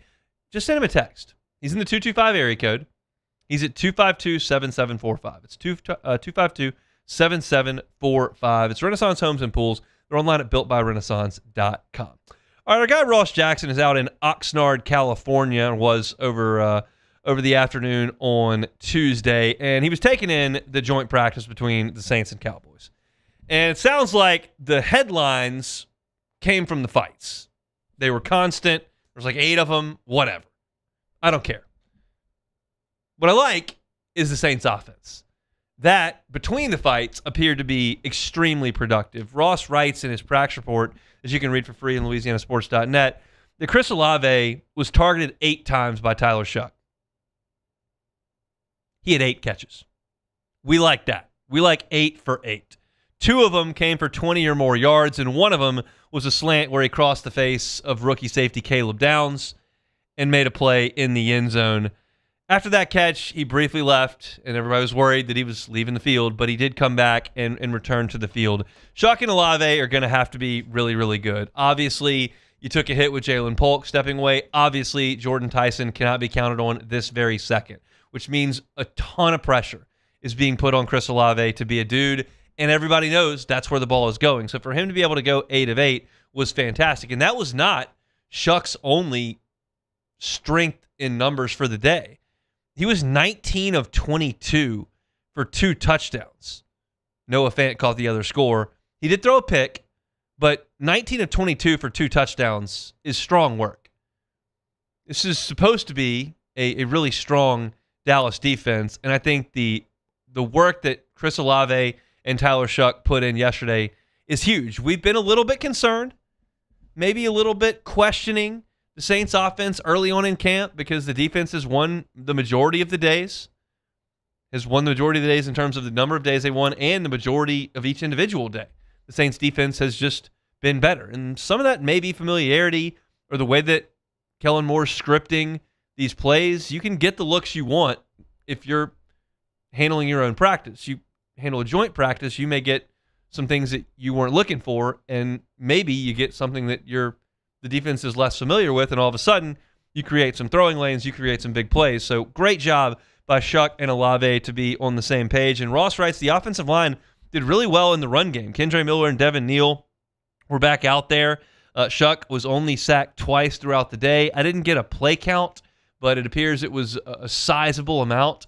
And to send 2 young tackles out there and play a quality defense in the Cowboys and only give up 2 sacks, I think was a very, very good thing. I love to hear almost every report I got from the Saints on the offense. The only concern that Ross had offensively was Kamara's injury, which we now know was a sprained MCL. So that's a concern we talked about at the top of the show, and you can go catch that on demand at Hunt on Saints. But yeah, that's a bad deal. But what the Saints did accomplish on the field, aside from the injury tent, was very, very positive.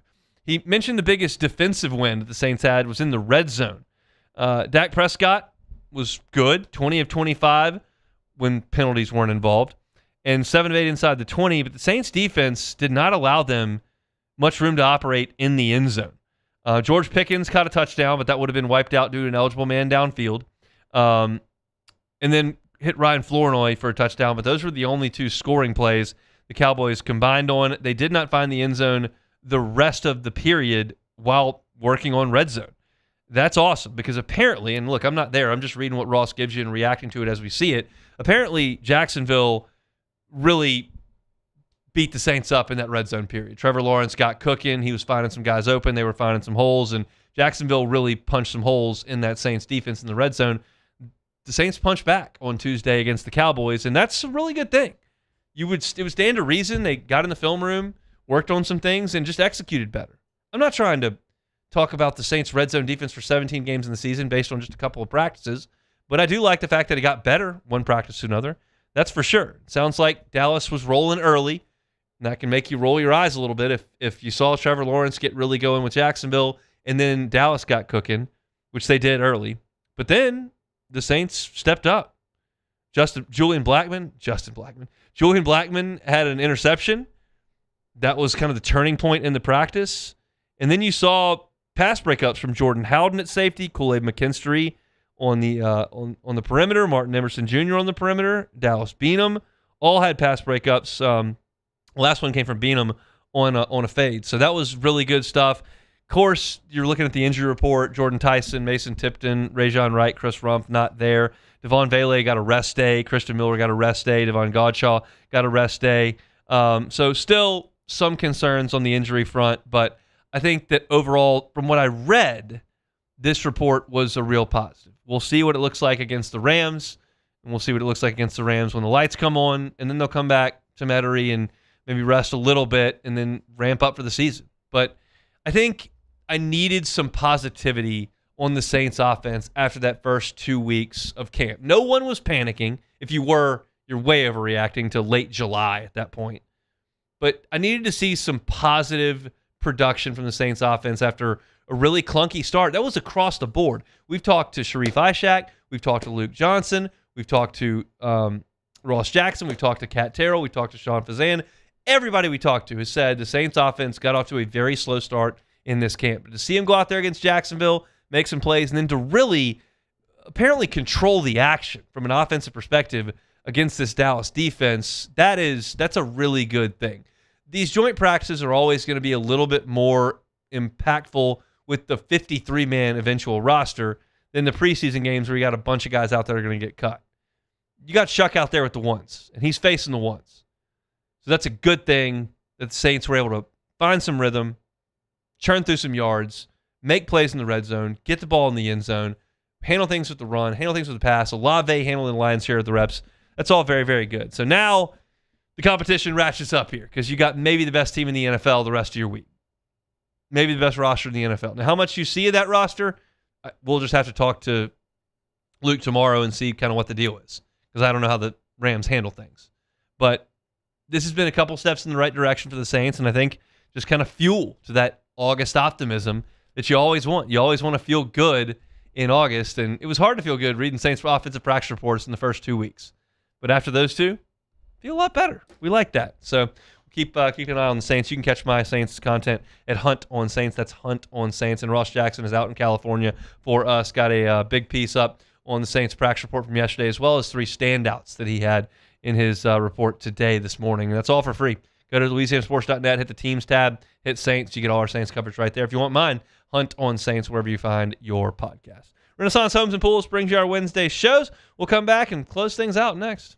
The Hunt Palmer Show. First American Bank and Trust. First American Bank and Trust, FABT.com. That's FABT.com. Started up in 1910. And 116 years later, they are still kicking at First American Bank and Trust. And they've grown.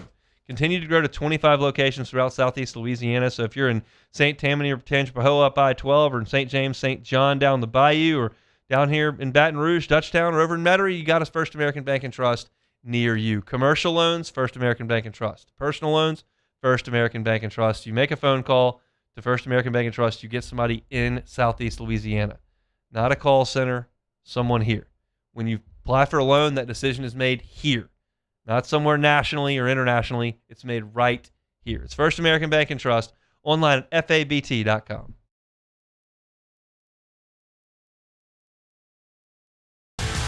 Eagle 98.1, the rock station. Home of the Woody Show in the morning. Scotty Mack with Rock at Work. Michelle Southern with Southern Rock. Home of LSU sports since 1998. And rock for Baton Rouge since 1985. Take us anywhere with the Eagle 98.1 app. To join our VIP fan club, text ROCK to 225-499-9898. Eagle 98.1, the rock station. People think it's all about game day. Let's go! But the real work happens in the off season. Spring practices, early lifts, Extra reps. And we need a healthcare team that works as hard as we do. At FMOL Health, our lay of the lake, we take care of LSU football year-round. so we can do what we do best. We trust the lake. From championship athletes to everyday champions, trusted care starts here. People ask why I chose to partner with Parrish. The answer is simple: trust. Whether you're choosing teammates, business partners, or the people working on your home or business, choose a company you know and trust. Visit parrishbuilt.com.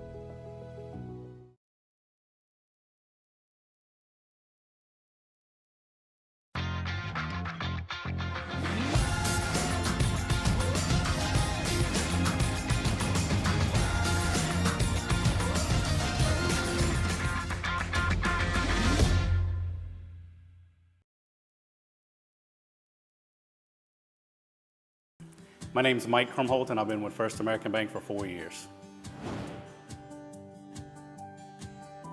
What makes First American Bank special is we're able to offer all the products and services that any other big bank can offer. What sets us apart is being able to give that small town feel that someone can pick up the phone and they can talk to someone or stop by the branch and get excellent customer service.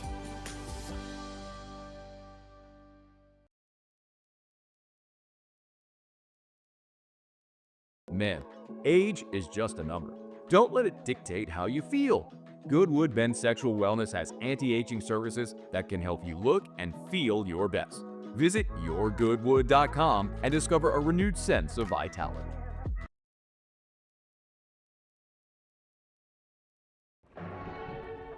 These are the luckiest ice cubes in the world. They could have been a thankless bed for an all-you-can-eat salad bar. But instead, they've been called upon to cradle and cool a crisp. This is the Hunt Palmer Show, brought to you by Renaissance Homes and Pools.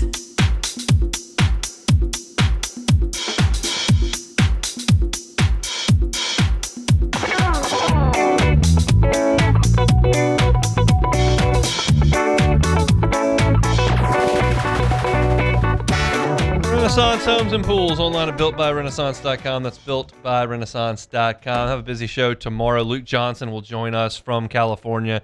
He's out there with the Saints. They'll be working out with the Rams and in advance is the word I'm looking for. They're in advance of the preseason game number 2 for New Orleans. So we'll talk to Luke tomorrow. LSU is back on the practice field at about 10 o'clock tomorrow morning, so we'll be out there to watch that. I'll have a practice report up at louisianasports.net, and then we'll be talking about that probably to lead off the show tomorrow. Excited to tell you that J.D. Piquel is back for another year. We talked to J.D. today.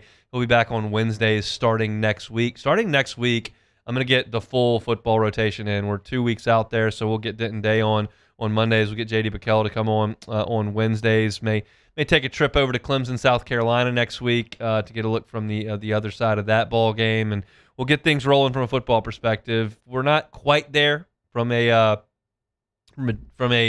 calendar perspective, but we're getting closer. I'm very much looking forward. I'll be out on Friday. My wife and I are going to head over to the beach for a couple days, and then we'll be back and ready to batten down the hatches for an entire football season, and looking forward to that. So we'll chug through. We'll get there. I'm looking forward to tomorrow's show. We've got a lot of football there. There's been a lot of football on this show, but there's only one order of business left. That's take it or leave it. Take it or leave it. Take it or leave it. Today's hottest stories in sports, news, and sometimes even Hunt's life. The question is, will he take them or leave them? All right, so Buzzballs. They are releasing 2 new flavors, 2 Pop-Tart flavored cocktails, Frosted S'mores and Frosted Brown. Those little plastic things in the gas station? The little ones at the gas station. Anywhere you can get them, you've seen them. The social media has taken Buzzballs over. So they're releasing 2 new flavors, cocktail flavors, Frosted S'mores and Frosted Brown Sugar Cinnamon. I said cocktail, Pop-Tart flavors. So Pop-Tart flavored Buzzballs. Take it or leave it. I think I gotta leave it. Okay. I'll be honest. You sound intrigued a little bit. I'll be honest. I have not seen a Buzzball opened since, let me get this year right. It was when LSU beat the brakes off Mississippi State. That's a lot of times. There in 2013. So is that right? Or was it? Was that 2013? Because 2011. I'm having trouble with the Mississippi State game 2011. Okay, oh yeah, that was actually closer than it should have been. I remember that game now. Okay, that was Ruben Randall in a corner route. And then 13 was the year that LSU beat them by a billion. Mettenberger threw for a ton of yards and won by 59-26. That's the game. So 2013, my buddy's bachelor party in Destin. We were on the golf course and we made him drink a Buzzball and he hated it. That's the only Buzzball I've ever seen consumed. I've seen them in the gas stations. Not a good time. It doesn't seem like the best idea to me. Well, it depends on what type of person you are. Now, if you're just trying to get directly to the point, you're trying to cut. The Buzzball gets it done. Yeah, the s'mores flavored Buzzball gets it done. Oh, it's gonna get you out your body, get you real loose. So if you're trying to do that, that's the way you want to do it. But if you're trying to have a nice, enjoy your drink, you don't want to get a Buzzball from the gas station. Yeah, we're not doing that. Yeah, that's so not. Me and the wife are having a beach day on Saturday. No Buzzballs. No Buzzballs are going down for us. All right, so this has the internet. I guess is on fire right now. So Lenore Sellers came out today that he's interning at the Party Golf Center in West Columbia, South Carolina. It's his only college course he has to worry about for the time being, as he has no classes on his academic schedule.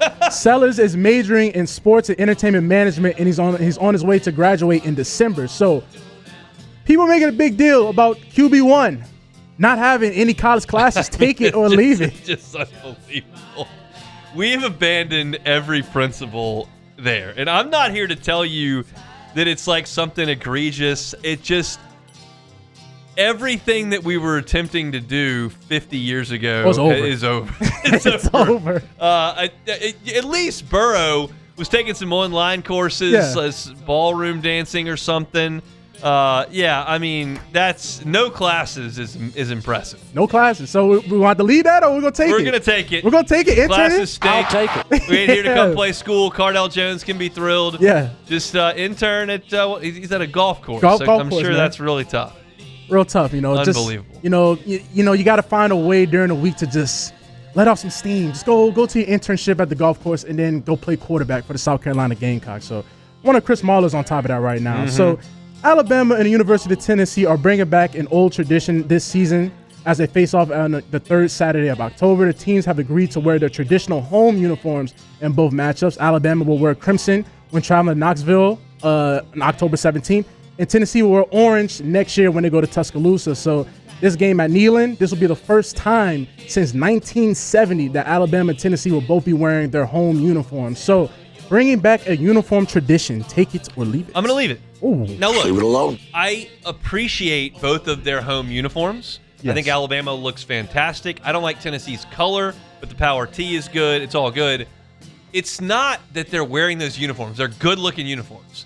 The orange and red is a bad that's look. kind of- Now, UCLA and USC did this. Or the blue and red. And it works because it's powder blue and red, and it looks awesome. This is just a clash of colors, and It it's is. not going to be visually appealing. is. It's like when LSU and Tennessee play each other, and that orange and gold it looks terrible. It's just a bad look. But like when LSU and Auburn playing each other, it pops. Great. Yeah, it looks so great. like it's a matter of of contrasting the two uniforms. There's not enough. They look too similar, so I don't like it. And I'm thinking about it. Alabama has a crimson helmet. I just, you're right. That orange and red all at the same time. People are colorblind. It's going to be it's a clash. It's not going to look good.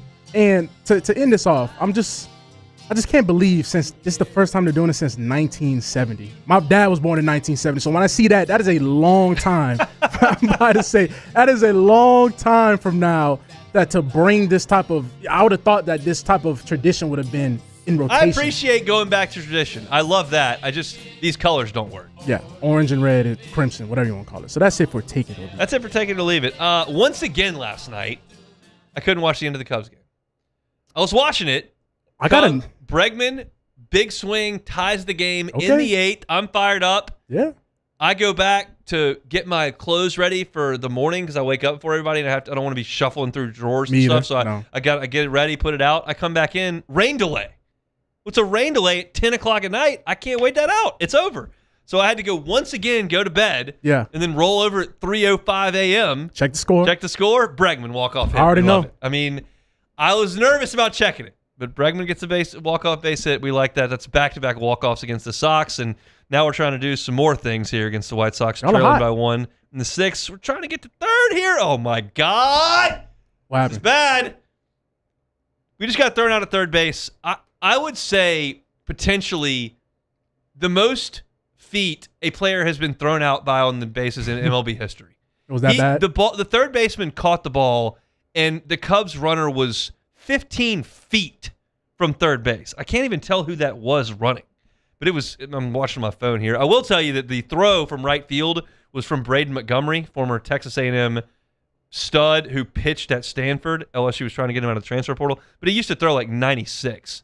And was he at now? Yeah, he threw to third base and threw the Cubs runner out by, 15 feet. I'm not even exaggerating. He hosed him. It's the most I've ever seen a player thrown out by in the majors. So I might see that in 5th grade, but not in the majors. How was the pitchers y'all picked up? Clay Holmes and Holmes Gosman? was great today. Gosman last night had one of the weirdest things. Okay. He had to leave the game. They came and worked it out, and then he had to leave the game after he tried again. He had a left thumb cramp. It's his glove hand. It's not even his pitching hand. So he was taking it out, and his thumb was like bent where he couldn't, and he was like shaking his glove. So there's like no point where the trainers are out there where you're like, oh, this could be really serious. It's like very clearly his offhand is like bothering him, but he had to come out. He hasn't been great. He was okay in his second outing. He's made 3 starts, 2 that were mediocre, 1 that was okay. Holmes was great today, but the Cubs haven't scored. So when you don't score a run, usually not great. Kind of a problem. But the Cubs have already won this series against the White Sox. They're playing great. Just the Brewers. Did you catch the Brewers score last night? I saw it was like 22-0. 22-0. Played the Mariners. So I appreciate the Mariners for football. coming out. That's excellent work. Mariners are giving up 22 runs while Cade Anderson's got a 1 ERA in Double-A. So that's good stuff for them. Kyle Riley's batting nothing. I wish they would call Cade up to face the Brewers, candidly. But they will not, and so I'm sure the Brewers will win again tonight. And I'm not giving up hope because we still play the Brewers 7 times. But it's just the Brewers win every day. It's just unbelievable. So that's it for today's show. We're brought to you by Renaissance Homes and Pools. It's been a fun show. Open the day talking about Alvin Kamara. You can catch that at Hunt on Saints. My thoughts on his injury, him missing time for about a month. Also gave my practice report from last night at LSU and some thoughts on Sam Levitt throwing the deep ball, as well as some of the defensive alignment that we saw. Deuce Gerald has been a constant there at defensive tackle, so went through some of that. Also had an opportunity to talk LSU basketball with RJ Lewis and what his court situation could be on Monday. So we talked a little bit about that. Meet the Freshman with Aiden Hall and J.C. Anderson. You can find that at Hunt on LSU. If you missed the entire show, you can catch it Hunt Palmer Show wherever you find your sound. That's going to do it for us. Matt Moscona is going to drive you home next on After Further Review. Hope you'll hang out from 3 to 6. LSU on the practice field tomorrow. We'll be there for practice report on LouisianaSports.net. And right back here for a Thursday edition of the Hunt Palmer Show. The Hunt Palmer Show. Fabry Chevrolet GMC, FabryChevrolet.com. That's FabryChevrolet.com. Got some unbelievable deals on trucks all month long, and I've been telling you about them all month long. You've still got like half the month to get by, but why wait? Just go see them on Highway 61 in St. Francisville. If you're looking for a 2026 Chevy Silverado 1500, 0% APR financing for 5 years, plus no monthly payments for 90 days. That's 3 months, no payments on those Chevy Silverado 1500s. Looking for a 2026 GMC Sierra 1500, 2.9 APR financing for 72 months, plus an additional $1,500 in allowance now until August 31st. So get on by if you need a new truck. Maybe you're not in the market for a truck. Maybe you're not sure. Check out the inventory at FabryChevrolet.com. You can search by new vehicles, by pre-owned vehicles, by mileage, by price. When you see what you want, go up Highway 61 to St. Francisville and see my friends at Fabry Chevrolet GMC. You're guaranteed you get a wonderful buying experience at Fabry Chevrolet GMC.